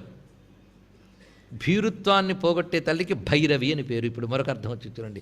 భీరుత్వనాశిని భైరవి, అజ్ఞాననాశిని భైరవి, జ్ఞానస్వరూపిణి పార్వతి. భైరవి పార్వతి అనే 2 శక్తులు భువనేశ్వరి బీజం యొక్క స్వరూపాలట. ఆ రెండిటితో మొదలై పార్వతీ పద్మనైనా దగ్గర మొదలై భానుమండల మధ్యస్థ చూడండి ఔన్నత్యం. ఆ రెండింటి సమన్వయం భువనేశ్వరి దగ్గర చేస్తున్నాడు. అది ఇక్కడ ఎంత అందంగా నిన్నటి నుంచి మనం పట్టుకుని పార్వతీ పద్మనైనా దగ్గర నుంచి భైరవికి వచ్చి భువనేశ్వరికి వచ్చాం. అందుకే భైరవి రూపాన్ని సాధన చేసేటప్పుడు ఆ భువనేశ్వరుని ప్రాతకాలంలో భైరవి అనే నామంతో ఆరాధన చేయమన్నారు. సాయంకాలంలో పార్వతీ నామంతో ఆరాధన చేయమన్నారు. ఎందుకంటే పొద్దున్న లేచామంటే బోల్డ్ పనులు పెట్టుకున్నామని అర్థం కదా. ఆ పనులు భయం లేకుండా ఉండాలి కనుక భైరవి. సాయంత్రం అయ్యేటప్పటికల్లా శాంతి, అది పార్వతి. అందుకు ప్రాతకాల భైరవి, సాయంకాల పార్వతి 2 భువనేశ్వరి యొక్క స్వరూపములు అని శాస్త్రం చెప్తున్న ఒక రహస్య విషయం. అంతేకాదు భువనేశ్వరి ఎందుకు అయ్యిందయ్యా అంటే భువనానందనాథస్య ప్రసన్నత్వాన్ మహేశ్వరి భువనేశ్వతి విఖ్యాత శాంభవి భువనేశ్వరి. శివుడి పేరు భువనానందనాథుట్ట. ఇది కొంచెం ఆలోచిస్తే అందమైన భావం ఉన్నది. శ్రీ విద్యా సంప్రదాయంలో వాళ్ళు గురువుల్ని ఆనందనాథ అనే సంప్రదాయంతో సంబోధించడం కనబడుతున్నది. అంతే కదా.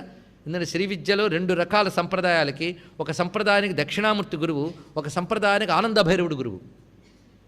అందుకే అమ్మవారు ఆరాధన చేసేటప్పుడు శ్రీ గురో దక్షిణామూర్తే భక్తానుగ్రహకారక అనుజ్ఞాన్ దేహి భగవన్ శ్రీచక్రార్చనాయమే అనగుంటాం. అంతేకాదు అతిక్రూర మహాకాయ కల్పాంత దహనోపమ భైరవాయ నమస్తుభ్యం అనుజ్ఞాన్ దాతుమర్హసి. ఆ 2 చూపిస్తున్నారు. అది ఆనంద భైరవి విద్య విశేషములు చూడండి ఇక్కడ. అందుకే భైరవ దక్షిణామూర్తులు 2 ప్రతిపాదన మనకు కనబడుతుంది. అందుకే మహాభైరవ పూజిత అన్నప్పుడు సాక్షాత్ శివుడే గురువు. అందుకే ఆయనే గురువు అయినప్పుడు ఆనందనాథ గురు సంప్రదాయం అయినప్పుడు ఈ శివుడికి గురువుగా మొట్టమొదటి పేరు పెట్టుకోవాలి. ఆయన కదా ఆది గురువు మనకు, సదాశివ సమారంభం కదా. అప్పుడు ఆయన పేరు భువనానందనాథ అట. అంత గొప్ప, అది శివాజీ గురవే నమః. అందుకు భువనానందనాథుడి యొక్క శక్తి కనుక భువనేశ్వరి అని. అంటే భువనముల యందు ఆనందముగా ఆయన ఉన్నాడు, నాథుడుగా ఆయన ఉన్నాడు. రెండు ఇక్కడ ఆనందము ఆయనే, శాసకుడు ఆయనే. ఇంకొక రహస్యం, బీజాక్షరం ఏమిటో ఇప్పుడు చాలామందికి అర్థమైపోయి ఉంటుంది, నేను చెప్పను. మళ్ళీ బీజాక్షరం వచ్చినప్పుడు చెప్తాను, అర్థమైన వాళ్ళకి పనికొస్తుంది. ఒకటే బీజాక్షరం ఇది. ఒక్క బీజాక్షరంలో 3 అక్షరాలు ఉన్నాయి. అవేమిటి అంటే, చండీ సప్తశతి ఇక్కడ ఉపన్యాసం చెప్పినప్పుడు మొదటి శ్లోకానికి అర్థం చెప్పినప్పుడు ఈ బీజాక్షరాన్ని ఉద్ధారణ చేసి మరీ చూపించుకున్నాం. అవునా లేదా? చూపించుకున్నామా లేదా?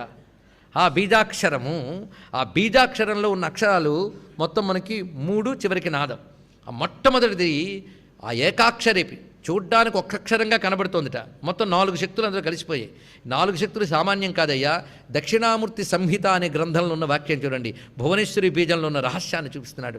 తత్తదుపాసకులకు చాలా బాగుంటుంది, లేకపోయినా బాగానే ఉంటుంది. ఏకాక్షరేపి దేవేసి సంత్యత్ర భువనానితి, ఇది చెప్తున్నాడు ఇక్కడ. ఒక్క అక్షరంగా మనకు ఆ బీజాక్షరం కనబడుతున్నా సమస్త భువనములు అందులో ఉన్నాయి అన్నాడు. ఇక అందుకే ఆ బీజాక్షరం అంటున్నప్పుడు ఒక్కసారి ఆనందంగా అనాలటండి ఆ బీజాక్షరం. ఇక్కడ దాకా వచ్చాం కనుక హ్రీంకారి హ్రీమతి, అక్కడది ఆ మొట్టమొదటే చెప్పారు బీజాక్షరం. ఆ బీజాక్షరం ఉన్నదే అందులో సర్వభువనములు ఉన్నాయట. అది గురూపదేశరహితంగా చేయరాదు ఆ బీజాక్షరం. అందులో సమస్త భువనములు ఉన్నాయి, అందుకే అదే భువనేశ్వరి బీజము అని చెప్పాడు. అది ఎలాగో అంటే, ఉదాహరణకు చాలా చెప్పాడు కానీ మొత్తం మంత్ర విషయంలో ఎక్కువ ప్రకటించకూడదు. కొన్నేమో ఆ మాత్రం చూపించాలి, కొన్ని మేలు ముసుగులా చూపించాలి, కొన్ని సంకేతంగా చూపించాలి. ఇవన్నీ ప్రవచన నియమావళి. శాస్త్రాన్ని ప్రవచనం చేసేటప్పుడు అనేక నియమాలు ఉంటాయి. అది గురు సంప్రదాయ బద్ధములు, సంప్రదాయబద్ధంగా కూర్చొని చెప్తున్నటువంటి వచనములు ఇవి. అందుకే వ్యోమబీజే మహేశాని కైలాసాది ప్రతిష్ఠితం. మొట్టమొదటి బీజం హకారం, అది ఆకాశ బీజం. ఇంకా దానిలో సూక్ష్మ భూమికల్లోకి ఇలా తీసుకెళ్తాడు ఒక్కొక్కటి. మొట్టమొదటి వచ్చినటువంటి ఆ బీజంలో వ్యోమము చెప్పబడిందిట. పరమే వ్యోమన్, ఆకాశ బీజం. అక్కడ ఉన్నది మహాకైలాసం అన్నాడు. అక్కడ మొదటి అంటే మన బ్రహ్మలోకానికి పైన ఉన్న మహాకైలాసంతో ఇంక పెట్టాడు. మహాకైలాసం అంటే మీరు మణిద్వీపం అనుకున్న తప్పేం లేదు, అక్కడ ఆ మహాకైలాసం చూపించట. అలాగా ఇంకా కిందకి వెళుతూ ఉంటే ఈకారం వాయులోకం చూపిస్తున్నాడు. ఇలా అన్ని లోకములు చెప్పి చిట్ట చివరి వరకు సమస్త భువనములు దాంట్లో పెట్టాడు. అదే సమస్త భువనముల్లో వ్యాపించిన ఒక మహాశక్తిని ఒక్క బీజాక్షరంలో పెడితే అది భువనేశ్వరి బీజం. ఇది చూపిస్తున్నాడు ఇక్కడ. అందుకు భువనేశ్వరి అనే మాటలో సమస్త భువనాలకి తల్లి నామం అన్నప్పుడే భావన చేస్తే భక్తుడికి అది చాలు. అయ్యో బీజాక్షరం లేదని బాధపడక్కర్లేదండి. భక్తి లేని వాడికి బీజాక్షరం వచ్చినా మంత్రసిద్ధి వస్తుంది, కానీ అమ్మ అనుగ్రహం రాదు. మనకు కావాల్సింది మంత్రసిద్ధి కంటే గొప్పది అమ్మ అనుగ్రహం. అది కావాలి అంటే భువనేశ్వరి నామాన్ని ప్రేమగా అనుకుంటే చాలు. అందుకే ఈ సహస్రనామాలు విన్నాక ఈ మంత్రాలు ఎక్కడ దొరుకుతాయని వెతుక్కోనక్కర్లేదు. ఇవే మంత్రరాశిని జాగ్రత్తగా చేసుకుంటే అమ్మే ఇస్తుంది, అది తెలుసుకోవాలి ఇక్కడ. అందుకు భువనేశ్వరి. దీన్ని మీరు నాదం చిచ్చి అంటే భువనేశ్వరి అనగానే మీకు తెలియకుండానే మంత్రమంతా దీనిలో ఉంది. అందుకు భువనేశ్వరి, ఆ ఈ అనే చివరి రావడంలోనే ఉంది రహస్యమంతా కూడా. అందుకు భువనేశ్వరి అంబిక అనాధి నిధన హరిబ్రహ్మేంద్ర సేవిత. ఆవిడ పేరు అంబిక. అంబిక అంటే అమ్మ, చాలా స్పష్టమైపోయింది. కానీ అంబిక అన్నప్పుడు ఉన్నదే ఒట్టి అమ్మ అంటే సరిపోదుట, అమ్మలకమ్మ అని చెప్పుకోవాలట. అంబిక అనగానే అంబలకు కూడా అంబ. అంబ అంటే కారణము, పోషకము అని చెప్పుకుంటున్నాం. కారణాలకు కూడా కారణం కనుక అంబిక. అందుకే అమ్మల గన్నయమ్మ, ముగురమ్మల మూలపుటమ్మ, చాలా పెద్దమ్మ, సురారులమ్మ, కడుపు అరడి పుచ్చడి అమ్మ, తన్నులో నమ్మిన వెల్పుటమ్మల మనమ్ముల నుండెడి అమ్మ, దుర్గమాయమ్మ, కృపాబ్ధి ఇచ్యుత మహత్వ కవిత్వ పటుత్వ సంపదల్. ఈ పద్యానికి చాలా విస్తారమైన వ్యాఖ్యానం అని దేవి మహత్యం చెప్పినప్పుడు చెప్పుకున్నాం. మళ్ళీ చెప్తే అప్పుడు ఎందుకు చెప్పారు, ఇప్పుడు ఎందుకు చెప్పారు, మళ్ళీ నన్ను అనొచ్చు మీరు, అందుకని చెప్పను. అక్కడ ఇందులో దాగిన రహస్యములన్నీ చెప్పాం. అంబిక అంటే అమ్మలగన్న అమ్మ, అంతే. అమ్మలందరికీ అమ్మ. అందుకే అంబలు అంటే ముగ్గురేరండి ప్రధానంగా. దుర్గా, లక్ష్మి, సరస్వతులు 3 రూపములతో ఉన్న అమ్మ. ముగ్గురులు ఎవరైనా ఆవిడయే. అది ఇక్కడ తెలుసుకోవాల్సింది. ఇది అమ్మవారికి క్లుప్త ప్రీతికర నామము అని పేరు దీనికి. అంబిక గుర్తుపెట్టుకోండి, క్లుప్త ప్రీతికర నామముట దీనికి. అంటే అమ్మవారి తత్వం అంతా క్లుప్తం ఒక్క దగ్గర పెట్టేసేట. ప్రీతికర నామం. అందుకే అంబా, అంబిక, ఈ మాటలకున్న శక్తి అంతా ఇంత కాదండి. ఏది తెలిసినా తెలియకపోయినా అమ్మ అనడం తెలిస్తే చాలండి అన్నాడు. అమ్మ అన్న అంబా అన్న భేదం ఏమీ లేదు. తెలుగువాడు అమ్మ అన్నాడు. అంబ సంస్కృత మూలం, ఏదైనా అమ్మకి అర్థమైపోతుంది. పిల్లవాడు తొక్కు పలుకులు తల్లి అర్థం చేసుకోలేదు. మొత్తానికి అమ్మ అంబా అనడంలో మన లోపల విచ్చుకునేటువంటి శక్తులు ఏవో ఉన్నాయి. అందుకే మొదటి నుంచి పిల్లాడి చేత అలవాటు చేస్తే ఎప్పుడో ఒకప్పుడు బాగుపడిపోతాడు. ఆ బాగుపడకూడదని బాగుపడిపోతాడేమోననే భయంతోనే పిల్లలకి అమ్మ అనిపించకుండా తెలుగు పెంచుకొస్తున్నారు తెలుగు తల్లులు. ఇది చెప్పడానికి ఏమున్నది? అంబిక, ఎంత గొప్ప మాట. అంబిక అయినటువంటి తల్లి. అంబిక అంటేనే సకల జగత్కారణ శక్తి, ఇంతే, మరి ఇంకేం లేదండి. దీనిలో అర్థం పెద్ద వెతకక్కర్లేదు. అయితే అంబికా శబ్దానికి నిఘంటువుల్లో చాలా చెప్పారు. రాత్రి స్వరూపిణి, నిద్రాస్వరూపిణి, అమ్మస్వరూపిణి, 3 అర్థాలు నిఘంటువుల్లో విశ్వకోశంలో మనకు కనబడుతోంది. అంబికా కైతవే సిద్ధే నిద్రాయాం నిశికీర్చ్యతే. సిద్ధిని అంబిక అంటారట, నిద్రని అంబిక అంటారట, రాత్రిని అంబిక అంటారట, అమ్మని అంబిక అంటారట. అంటే దీన్ని ఏమంటారు? నానార్థాలు అంటారు కదా విశ్వకోశంలో చెప్పిన మాట. అంటే ఇప్పుడు ఏ అర్థం తీసుకోవాలి మనం? ఇందులో 4 తీసుకోవాలి. ఆవిడే నిద్రారూపిణి అనగానే ఇప్పుడు పక్క వాళ్ళని లేపి చెప్పొద్దండి, వాళ్ళు ఎలాగో ఆ తల్లుళ్ళలోనే ఉన్నారు. ఇక్కడ యాదేవి సర్వభూతేషు నిద్రారూపేణ, ఇంత మెలకువతో చెప్పారు. నిద్రారూపేణ సంస్థిత నమస్తస్యై నమస్తస్యై నమో నమః. ఈ నిద్ర సామాన్యమా? స్తౌమి నిద్రాం భగవతీం విష్ణోరతుల తేజసాం విశ్వేశ్వరీం జగద్ధాత్రీం స్థితి సంహారకారిణీం. విష్ణో నిద్రాం అతుల తేజసాం స్తౌమి అన్నాడు బ్రహ్మదేవుడు. యోగ నిద్రాదేవి ఆవిడికి. అందుకు అక్కడ నిద్రరూపిణి ఆవిడ అంబిక. పరమాత్మ యందు యోగ నిద్రగా ఉన్నటువంటి తల్లికి అంబిక అని పేరు. అంటే ఎక్కడ? సృష్టికి పూర్వం ఉన్న ప్రళయావస్థలో తల్లి అంబిక అంటే అక్కడ ఉన్నది. అంబిక అంటే అర్థం తీసుకోవాలి. రాత్రి అంబిక. రాత్రిం ప్రపజ్జే, రాత్రి సూక్తం, మనకు సూక్తం ఉంది, అది కూడా మనం సప్తశతిలో చెప్పుకున్న వివరంగా గుర్తుంది కదా. ఆ రాత్రి సూక్త పారాయణ చేస్తే కొంతకాలానికి అమ్మవారు కనబడి నీకేం లోకం కావాలని అడుగుతుందిట. వాడు తెలివైన వాడై అమ్మ అనుగ్రహం పండితే ఆవిడ చూపిస్తుంది లోకాలన్నీ. ఇక్కడిక్కడ ఈ లోక సుఖాలు నీకు మొత్తం ఏది కావాలంటే సెలెక్ట్ చేసుకో అంటుందిటండి. ఎంత ఆశ్చర్యం! అప్పుడు ఆఖరికి తెలివైన వాడు ఈ లోకాలు ఏవి అక్కర్లేదమ్మా, లోకాతీతవే నువ్వు కావాలంటండి. ఆ రాత్రిదేవి అనుగ్రహం. రాత్రి సూక్తం మనకు ఋగ్వేదంలో, సామవేదంలో 2 రకాలుగా రాత్రి సూక్తములు చెప్పబడుతున్నాయి. చాలా భవ్యమైనది. ఇదే సప్తశతిలో ప్రథమ చరిత్రం. అంతా రాత్రి సూక్త విశేషములు. ఆ రాత్రి సూక్తమునందు ప్రతిపాదింపబడేటువంటి తల్లియే అంబిక. ఇదొకటి మరొక అర్థం ఇప్పుడేని చెప్పుకున్నాం. అలాగే సిద్ధియే అంబిక. ఏ పని కావాలన్నా కావాలి, సిద్ధే కదండి. సిద్ధి, ఫలస్థితే సిద్ధి. అందుకే అంబిక అంటేనే సిద్ధి తప్పకుండా లభిస్తుంది. అందుకే అంబిక అనే నామం వివరిస్తున్నారు మనకి. ఆ బ్రహ్మకోట కీటజనని అని మొదలుపెట్టి భువనేశ్వరి అంబిక అనే 2 నామాల్లో ఆ నామాన్ని సర్దిపెట్టించారండి. అక్కడ జనని అనేది అంబిక పెట్టాడు, ఆ బ్రహ్మ కీట అనేది భువనేశ్వరిలో చూపించాడు. అంత అందంగా సర్దిపెట్టి 2 నామాల్లో చూపించాడు. తతోంబికాం పరం రూపం బిభ్రాడాం సుమనోహరాం. అమ్మవారి అంబికా నామములు అనేక చోట్ల పురాణాల్లో వివరించి చూపిస్తున్నారు అటువంటి తల్లి. అంతేకాదు అందమైన స్త్రీ రూపంతో ఉన్న తల్లి అంబిక. అంటే ఇక్కడ అర్థం స్త్రీని చూడగానే అంబాభావం కలిగితే వాడు తరించిపోతాడండి ఇక్కడ. అందుకే కన్నుదోయికి అన్యకాంతలడ్డంబైన మాతృభావన చేసి మరలువాడు. ఆ అంబిక అంబిక అమ్మ అమ్మ అమ్మ అని అలవాటు చేయాలి పిల్లవాళ్ళకి. వాళ్ళు బాగుపడతారు, వాళ్ళ ప్రపంచం బాగుంటుంది. అనాది నిధన, ప్రపంచానికి ఆవిడ ఆది అండి, ఒప్పుకుంటాం. మరి ఆవిడ కాదు అయ్యా, భువనాలకైతే ఆది నిధనం ఉంది. కానీ భువనేశ్వరి అంటే భువనాలతో పాటు వచ్చి భువనాలతో పాటు పోయేది కాదయ్యా. భువనాలకు ముందు ఉంది, భువనాలు ఉన్నప్పుడు ఉంది, భువనాలను ఉంచింది, భువనాలు పోయినా ఆవిడ ఉంటుంది. అందుకే అనాది నిధన, ఆది నిధన. ఆది అంటే మొదలు, నిధనం అంటే అంతం. ఆవిడకి ఆది లేదు, అంతము లేదు, అనాది నిధన. అలాంటి తల్లి ఏ భువనాలకు అధీశ్వరి, అన్ని భువనాలకి. అందుకే ప్రతి భువనంలో ఉండేటువంటి ప్రతి భువనంలో సృష్టి స్థితిలయలు జరుగుతున్నాయి లేదా? సృష్టి స్థితిలయలు జరిగేటప్పుడు వాటికి సంబంధించిన దేవతలందరూ అమ్మవారిని ఆరాధన చేస్తారు ప్రతి భువనంలో వాళ్ళు. అందుకే ప్రతి భువనానికి బ్రహ్మ విష్ణు రుద్రుడు ఉన్నారని చెప్పుకున్నాం. వాళ్ళందరూ వచ్చి భువనేశ్వరుని కొలుచుకోవాల్సిందే. అందుకే హరి బ్రహ్మేంద్ర సేవిత అది వివరిస్తున్నారు ఇక్కడ. హరి బ్రహ్మ ఇంద్ర సేవిత, హరిచేత బ్రహ్మచేత ఇంద్రుని చేత సేవించబడుతున్నటువంటి తల్లి అని వివరించారు. ఇక్కడ సరిగ్గా మనం చూస్తే భువనేశ్వరుని మణిద్వీపంలో వెళ్ళిపోదామా? వెళ్ళే కూర్చున్నాం 2వ రోజున 3వ రోజున. అక్కడ ఆ భవ్యమైనటువంటి శ్రీమన్నగరంలో 18-17 ప్రాకారాల మధ్యలో విష్ణువు, విష్ణు పరివారములన్నీ ఉంటాయట. 16-17 ప్రాకారాల మధ్యలో బ్రహ్మదేవుడు ఉంటాడు. 14-15 ప్రాకారాల మధ్యలో ఇంద్రుడు ఉంటాడు. ఇంద్రశక్తులన్నీ ఉంటాయి. ఆ ప్రాకారాల్లో కూర్చొని వాళ్ళు అమ్మవారిని ఆరాధన చేస్తూ ఉంటారు. అందుకే హరి బ్రహ్మ ఇంద్ర సేవిత. అలా మనకి వరుసగా ఆయా ప్రాకారములను కూడా భావన చేసుకోవచ్చు. ఇక్కడ నారాయణి గొప్ప మాట చూపిస్తున్నాడండి. ఇక్కడ వచ్చేటప్పటికల్లా సామాన్యం కాదు. ఇది పలుమార్లు అంటే మంత్రమైపోతుంది కనుకనే దేవీ సూక్తం నారాయణి నమోస్తుతే, నారాయణి నమోస్తుతే.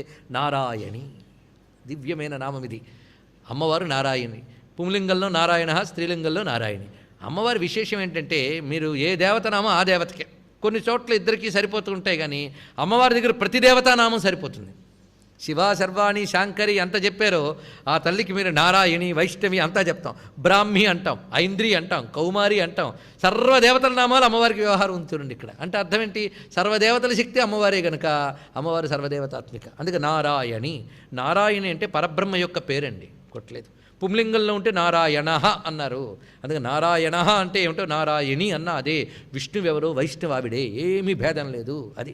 అంతేగాని కొందరు ఎవరు అయ్యా లలిత చెప్తూ ఉంటే లలితమ్మే గొప్పదనిపిస్తుందని, విష్ణువు ఎక్కడికి పోయాడండి అని. ఎక్కడికి పోలే, విష్ణువే లలితమ్మగా వచ్చాడు, అది తెలుసుకోండి. మీ పిల్లాడికి మీరు ప్యాంటు షర్టు వేసాక నిన్నెప్పుడో ఫ్యాన్సీ డ్రెస్లా కనబడలేదే అనద్దు. అది వేస్తే అలా కనబడతాడు, ఇది వేస్తే ఇలా కనబడతాడు. రెండూ ఒకేలాగా పంచా ప్యాంటు షర్టు వేసి ఒకేసారి కనబడాలంటే బాగోదు. కానీ ఏ వేషం వేసుకున్నా నా పిల్లాడే అని తెలివి ఉండాలి. అలాగే లలితమ్మైనా విష్ణువైనా ఒకే తత్వం అని తెలివి ఉండాలి, తెలుసుకోండి. ఇంకా బాధే లేదు వాడు. అందుకే ఈ భవ్యమైన తత్వంలో ప్రవేశిస్తే నారాయణి. ఎంత గొప్ప మాట చూపిస్తున్నాడు ఇక్కడ. ఈ మాట చాలా విశేషమైనది. నారాయణి పెద్ద మంత్రం అండి.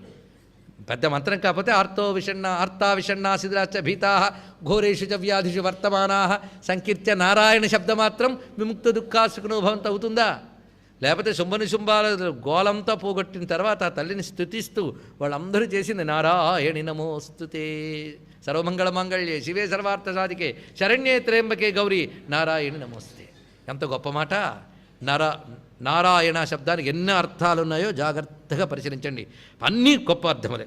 మొట్టమొదటిగా నర అంటే పరమాత్మ అని అర్థంట.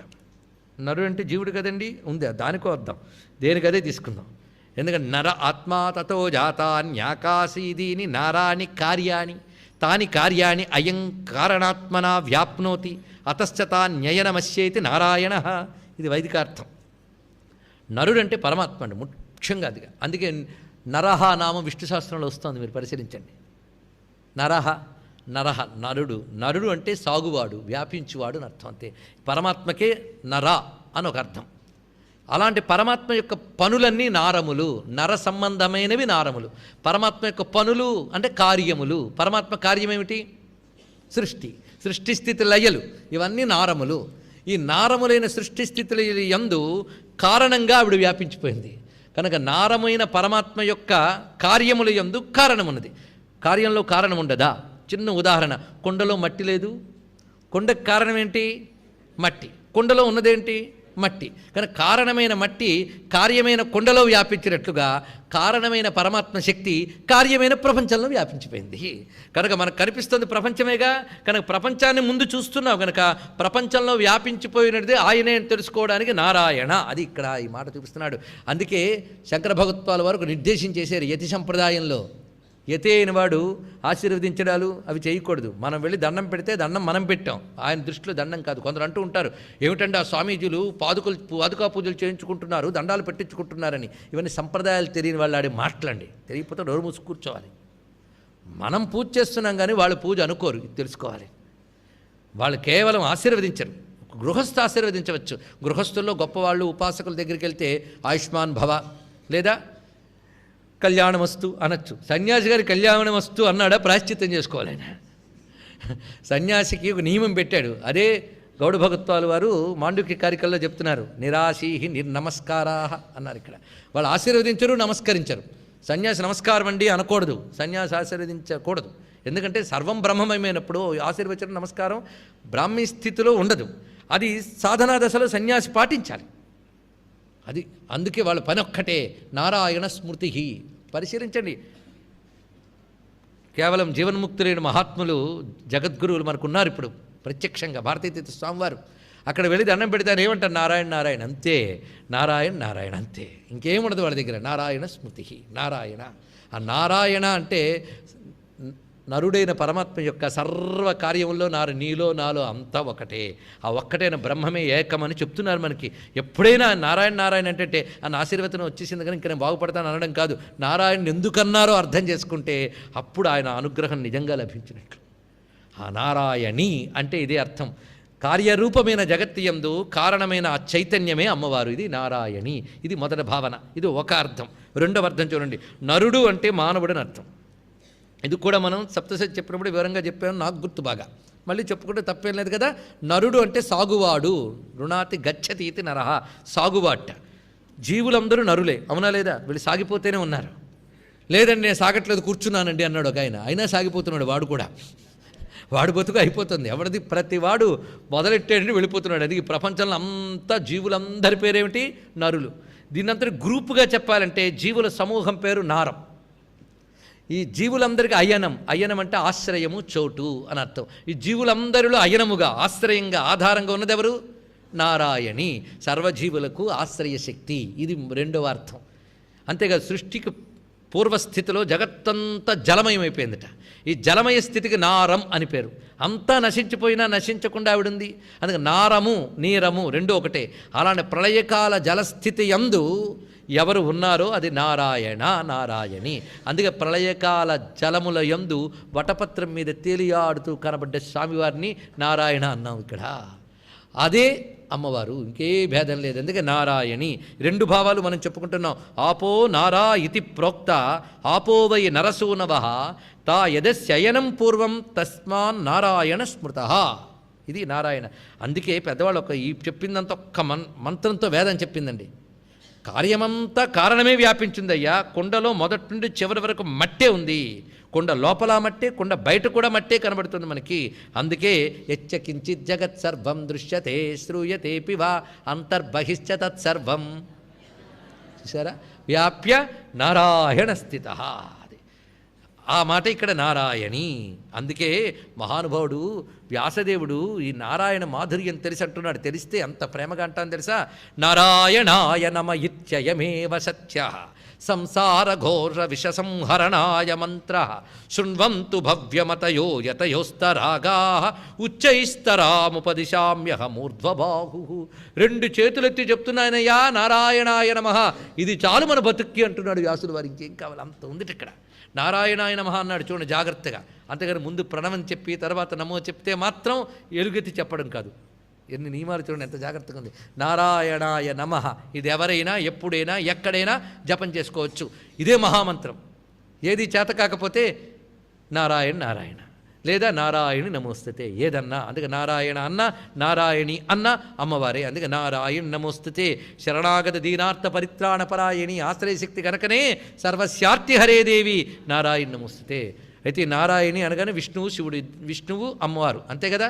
కానీ శివుడు చెప్తున్నాడు కూర్మ పురాణంలో చూడండి, అహం నారాయణో గౌరీ జగన్మాత సనాతని విభజ్య సంస్థుతో దేవా స్వాత్మానం పరమేశ్వర రోదిన్యాఖ్యం యదుక్తం తే నాదస్తస్యోర్ధ్వ సంయుత. ఇక్కడ వివరిస్తున్నాడు. ఇక్కడ నాదస్వరూపం గురించి చెప్తూ అహం నారాయణ. ఎవరంటున్నారు ఈ మాట? కూర్మ పురాణంలో. నేను నారాయణుణ్ణి, ఆ నేనే గౌరీ జగన్మాత సనాతని. నేనే నారాయణుణ్ణి, నేనే జగన్మాతని. అందుకే విభజ్య సంస్థుత దేవా స్వాత్మానం పరమేశ్వర. నన్ను నేను 2 రూపాలు చేసుకున్నాను. నా శక్తిని 2 రూపాలు చేశాను. పురుష రూపం విష్ణువు, స్త్రీ రూపం అమ్మవారు. ఇది మనం లలితోపాఖ్యానంలో కూడా చెప్పుకున్న ఆద్యాశక్తి మహేశస్య చతుర్థా భిన్న విగ్రహ పుంరూపాచ మదాత్మిక అని విష్ణువు చెప్తున్నాడు. అది మహేశస్య శక్తి, శివుని యొక్క స్వరూపమే నారాయణ నారాయణి. అందుకే ఇక్కడ లలిత ఉపాసన అంటే విష్ణు ఉపాసనే, ఇంకోటి కాదు. తెలుసుకోవాల్సింది పూర్తిగా విష్ణుతత్వమే. విష్ణువుని ఉపాసించకుండా శివుడు తెలియడు గనక అది ఇక్కడ మనకి ఇదే శ్రీ విష్ణు రూపాయ నమశివాయ ఈ విషయం. అందుకే నారాయణి అనే మాటలో నారాయణ నారాయణి అని అమ్మవారు విష్ణువు ఇద్దరు స్ఫురింపబడుతున్నారు. ఇద్దరు శివుని యొక్క స్వరూపమే అని తెలియబడుతున్నారు. అందుకు ఆ శివజ్యోతికి నారాయణికి నమస్కారం చేసుకుంటూ ఈరోజు ఒక ముఖ్యమైన కార్యం ఇంతమంది సౌహృదయుల ముందు జరగబోతూ ఉన్నది. ఎప్పుడైనా సరే ఇది జగద్గురు పీఠం, జగద్గురువుల అనుగ్రహంతోనే ఋషిపీఠం నడుస్తున్నదన్న విషయం చాలామందికి తెలిసినది. ఋషిపీఠం అంటే పీఠం కాదని మళ్ళీ చెప్పుకుంటున్నాం. పీఠాలు పెట్టే శక్తి అస్మదాదులకు లేదు. ఋషిపీఠం అంటే భారతదేశం అనే అర్థం మరొక్క మారు చెప్పుకుందాం. భారతదేశం గొప్పతనం చెప్పడం కోసం పెట్టుకున్న ఋషిపీఠం పత్రిక మొదలు అనేక పనులు చేస్తోంది. సుమారు 2 ఏళ్లే చేస్తున్న సేవా కార్యక్రమాలు చాలామందికి తెలుసు. పత్రిక కూడా చాలామందికి వద్దకు వస్తోంది. ఇప్పుడు ఇంకా అనేక మార్పులు జరుగుతున్నది.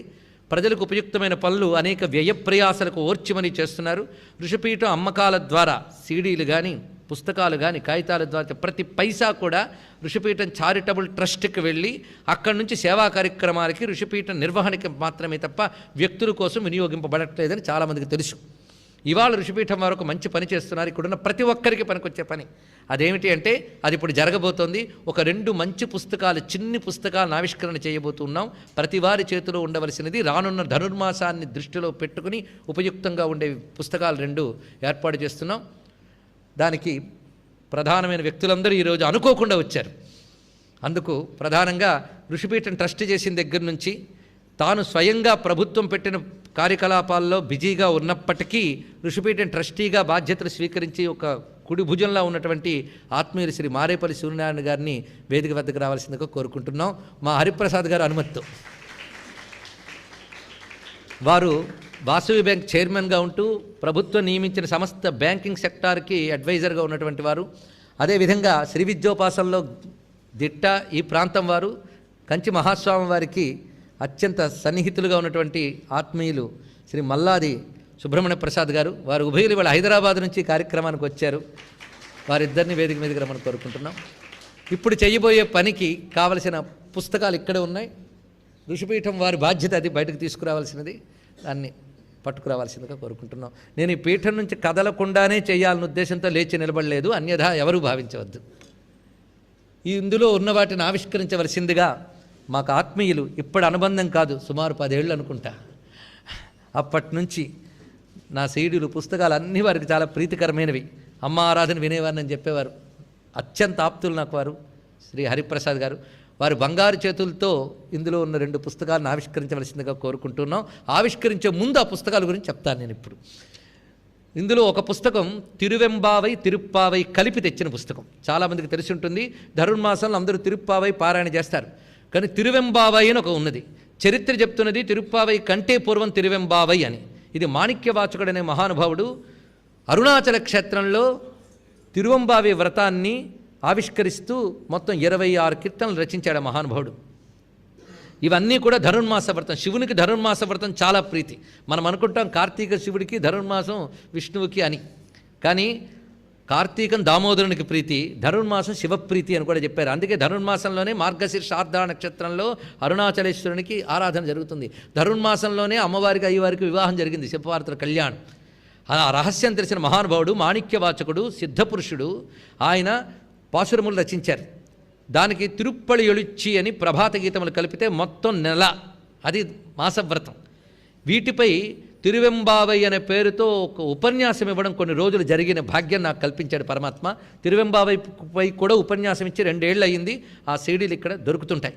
అయితే అది వచ్చిన దగ్గర నుండి అందరూ తిరువెంబావై కూడా చదువుకోవాలి, పారాయణ చేయాలి అంటే చంద్రశేఖరేంద్ర శాస్త్రి స్వామి వారు చెప్పిన ఒక మాట గుర్తొచ్చింది. ఆయన తిరుప్పావై తిరువెంబావై 2 చదవమనకు ఆజ్ఞాపించి తమిళంలో ఈ 2 పుస్తకాలను తీసుకువచ్చారు.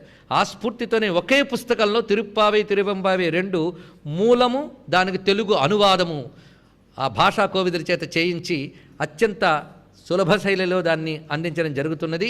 అదొక పుస్తకం. రెండవది ఇవాళ అప్పయ్య దీక్షితుల వారి ప్రస్తావన మనకు వచ్చింది. అప్పయ్య దీక్షితుల వారు ఆదిశంకరుల తర్వాత అంతటి వారు. అందుకే శృంగేరి జగద్గురువులు కూడా వారికి సంబంధించిన విషయములు అనేకం చెప్తూ ఉంటారు. అంత మహాత్ముడు, సిద్ధపురుషుడు. ఆయన ఒక అత్యద్భుతమైన గ్రంథరాశి చాలా రచించాడు. 104 యజ్ఞాలు, 104 గ్రంథాలు అందించిన మహానుభావుడు ఆయన రచించిన గ్రంథాల్లో ఇప్పటికి కొన్ని మేము ఋషిపీఠం తరపున తీసుకురావడం జరిగింది. ఇవి నిజానికి అందరూ హాయిగా చదివేసుకునే పుస్తకాలేం కాదు. అయినా వ్యయప్రయాసాలు కోర్చి ఎందుకు చేస్తున్నామంటే మహర్షుల పరిశ్రమ మనకు తెలియాలి. వాళ్ళు తపశ్శక్తిని చిన్న చిన్న శ్లోకాల్లో ఇచ్చేశారు. మనకు అర్థం కాకపోయినా చదివితే ధన్యులమైపోతాం. అలాంటివి ఉన్మత్త పంచాశతి అనే గ్రంథము, అదేవిధంగా వరదరాజస్తవం అనే 2 గ్రంథాలు ఇదివరలో విడుదల చేశాం. కొద్ది కాలం క్రితం ఒక అత్యద్భుతమైన విషయం, శివతత్వ వివేక నిర్ణయం అనే పేరుతో అప్పయ్య దీక్షితుల వారు రచించినటువంటి శివతత్వ ప్రతిపాద్య గ్రంథాన్ని తెలుగు చేయడం జరిగినది. ఇప్పుడు ఇక్కడ ఆవిష్కరించబడుతున్నది ఏమిటంటే, యజ్ఞముల యందు శివుడు ఆరాధింపబడుతున్నాడనే భావంతో యజ్ఞము తత్వ రహస్యాలన్నింటినీ కూడా కొన్ని చిన్న శ్లోకాల్లో రచించారు అప్పయ్య దీక్షితుల వారు. యజ్ఞముల యందు చెప్పబడ్డ ఈశ్వరతత్వం. అది చదివితే అనేక యజ్ఞములు చేసిన ఫలితం ఆ స్తోత్రాల్లో వచ్చేస్తుంది. దానికి వ్యాఖ్యానం చాలా విశేషమైనది. ఇది నిజానికి ఇప్పుడు ఆ యజ్ఞశాస్త్రం అంతా పోయింది. ఆ శాస్త్రం తెలిసిన వాళ్ళు మాత్రమే ఆ వ్యాఖ్యానాన్ని తెలుగు చేయగలరు, చెప్పగలరు. మామూలు పండితులు చెప్పలేరు. దాని పూర్వమీమాంసా శాస్త్రం. అర్థం తెలుసుకోవాలంటే అంత లోతుంది. శ్లోకం చదువుకోవాలంటే హాయిగా చదువుకుని యజ్ఞఫలం అంతా పొందవచ్చు మనం. అలాంటి శ్లోకములు ఒక దగ్గర చక్కగా కూర్చి వాటి అర్థాన్ని రాయగలగాలంటే మామూలు పాండిత్యం చాలదు. అటు యజ్ఞ సంబంధమైన పూర్వమీమాంసా శాస్త్రంలో పాండిత్యం ఉండాలి, వేదాంత శాస్త్రాన్ని గురు పరంపరగా నేర్చుకుని ఉండాలి, స్వయంగా కృషి చేస్తున్న ఉపాసకులై ఉండాలి. ఇన్ని లక్షణాలు కలిగిన వారు ఎవరా అని వెతుక్కుంటే నాకొక మహాత్ములు కలిశారు. వారు మాత్రం చూడ్డానికి మాత్రం మిత్రులని చెప్పాలి కానీ పాండిత్యం మాత్రం గురుస్వరూపంగా ఉంది. వారు ఒక పీఠాధీశ్వరుల దగ్గర పరంపరగా విద్యను నేర్చుకున్నటువంటి మహాత్ములు. వారు విజయవాడలో ఉన్నటువంటి సంస్కృత విద్వాంసులు శ్రీ ధూళిపాల రామకృష్ణ గారు. వారి గ్రంథాన్ని అనువదించారు. ఇప్పుడు శివమహిమ కలికాస్తుతి అని పేరు, దాని పేరు యజ్ఞం గురించి రచించింది. ఇదివరకు శివతత్వ వివేక నిర్ణయం కూడా వారే రచించారు. నిజానికి అప్పుడు కేవలం పుస్తకం తెచ్చాగానే ఆవిష్కరణ చేయలేదు. ఎందుకంటే అమ్మపీఠం, ఇది నాకు ఒక మాతృపీఠంలాగా అనిపిస్తుంది గనక ఇక్కడింత చనువుతో హరిప్రసాద్ గారు ఇచ్చినటువంటి ఆత్మీయతని అనువుగా తీసుకుని, అలుసుగా కాదు అనువుగా తీసుకుని ఇక్కడ ఆవిష్కరణ కార్యక్రమం పెట్టుకున్నాం. అందుకు శ్రీ రామకృష్ణ గారిని కూడా వేదిక మీదకి రావాల్సి కోరుకుంటున్నాం. ఇదే సమయంలో ఋషిపీఠం నుంచి పత్రిక ఇప్పటికి 15 ఏళ్ళే వస్తుంది, చాలామందికి తెలుసు. అప్పటి నుంచి ఋషిపీఠం నుంచి ప్రతి పుస్తకాన్ని తనది అనే ఆత్మీయంగా తీర్చిదిద్దుతూ ఋషిపీఠంలో ప్రధాన భాగంగా ఉంటూ ఉన్న నా ఆత్మీయ మిత్రులు శ్రీ రాము గారిని వేదిక మీదకి రావాల్సింది కోరుకుంటున్నాం. ఇప్పుడు పుస్తకాలు కూడా వారే తీర్చిదిద్దారు. వీరందరి సమక్షంలో ఇప్పుడు పుస్తకావిష్కరణ మన హరిప్రసాద్ గారు చేస్తారు.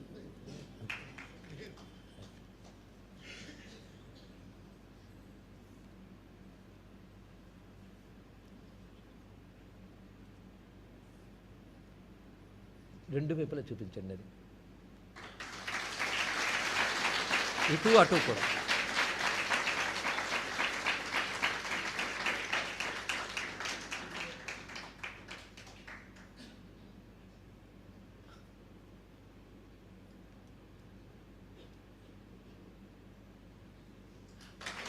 అది యజ్ఞస్వరూపం కనుక మొత్తం అగ్నిహోత్రం చిత్రీకరణ అంతా జరిగింది. రామకృష్ణ గారు ఇచ్చిన సూచనని అందిపుచ్చుకొని అంత గొప్పగా చిత్రీకరణ చేసినటువంటి వారు మా రాముగారు ఇక్కడే ఉన్నారు. ఇలా అన్నిటినీ ఆయన చిత్రీకరిస్తున్నారు. ఈ రెండు గ్రంథాలని ప్రథమంగా ఒక ఉత్తముని చేతిలో పెట్టాలి గనక ఆ గ్రంథాన్ని ముందుగా ప్రథమ ప్రతిస్వీకరణ కోసం వారి పేరు మా గురుతుల్యని భావన తప్ప పేరు గుర్తుండదు. వలీశ్వర గారు పక్కన కూర్చున్న మహాత్ములు వారు విజయవాడ నుంచి వచ్చారు. శ్రీ విద్యోపాసకులు సచ్చిదానందమూర్తి గారు, సరిపోయింది, సత్యనారాయణమూర్తి గారిని వేదిక మీదకి రావాల్సిందిగా కోరుకుంటున్నాం. ప్రథమ ప్రతిని వారి చేతులకు అందించవలసిందిగా హరిప్రసాద్ గారిని కోరుకుంటున్నాం. వారి పైకి ఎక్కలేకపోతే మరి ఇక్కడి నుంచి అందించవచ్చు. వస్తున్నాం.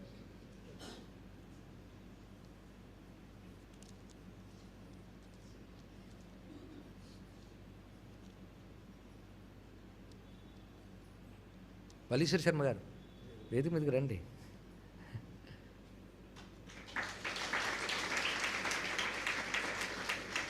తర్వాత సెట్ వల్లీశ్వర శర్మ గారు, వల్లీశ్వర శర్మ గారు, నిట్టా వల్లీశ్వర. ఇప్పుడు మీరు వారికి హరిప్రసాద్ గారికి ప్రతులు. ఇప్పుడు అందరి సమక్షంలో ఈ గ్రంథాన్ని ఇంత చక్కగా రచించినటువంటి పండితులు మహాత్ములు వారికి ఈ పీఠంపై సత్కరించుకుని ఋషిపీఠం ధన్యతను పొందుతోంది. వారికి సత్కార కార్యక్రమాన్ని హరిప్రసాద్ గారి చేతుల మీదుగా సూర్యనారాయణ గారు వాళ్ళు నిర్వహింపజేస్తారు.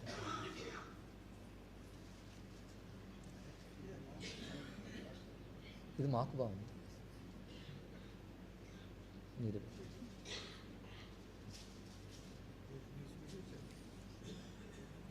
స్వస్తి చెప్పకుండా చేద్దామని లేవలేదు.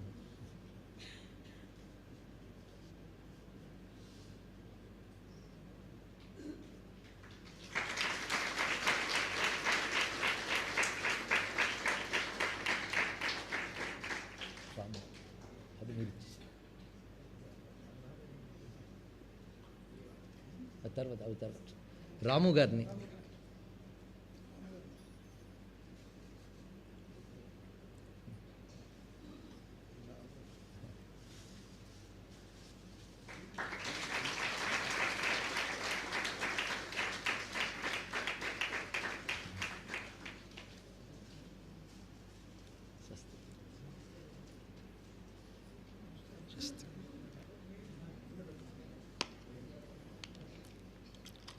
నారాయణీ నాదరూపా నామరూప వివర్జితా. శ్రీమాత్రే నమః. స్వస్తి ప్రజాభ్య పరిపాలయంతాం న్యాయేన మార్గేణ మహిం మహిషాః. గోబ్రాహ్మణేభ్యः శుభమస్తు నిత్యం. లోకాः సమస్తాः సుఖినో భవంతు. కాళే వర్షతు పర్జన్యః. పృథివీ సస్యశాలిని. దేశోऽयं క్షోభరహితో. బ్రాహ్మణాः సంతు నిర్భయాः. అపుత్రాः పుత్రిణः సంతు పుత్రిణः సంతు పౌత్రిణः. అధనాः సధనాः సంతు జీవంతు శరదాం శతం. మంగళం కోసలేంద్రాయ మహనీయ గుణాత్మనే చక్రవర్తి తనూజాయ సార్వభౌమాయ మంగళం. వేద వేదాంత వేద్యాయ మేఘశ్యామలమూర్తయే పుంసాం మోహనరూపాయ పుణ్యశ్లోకాయ మంగళం.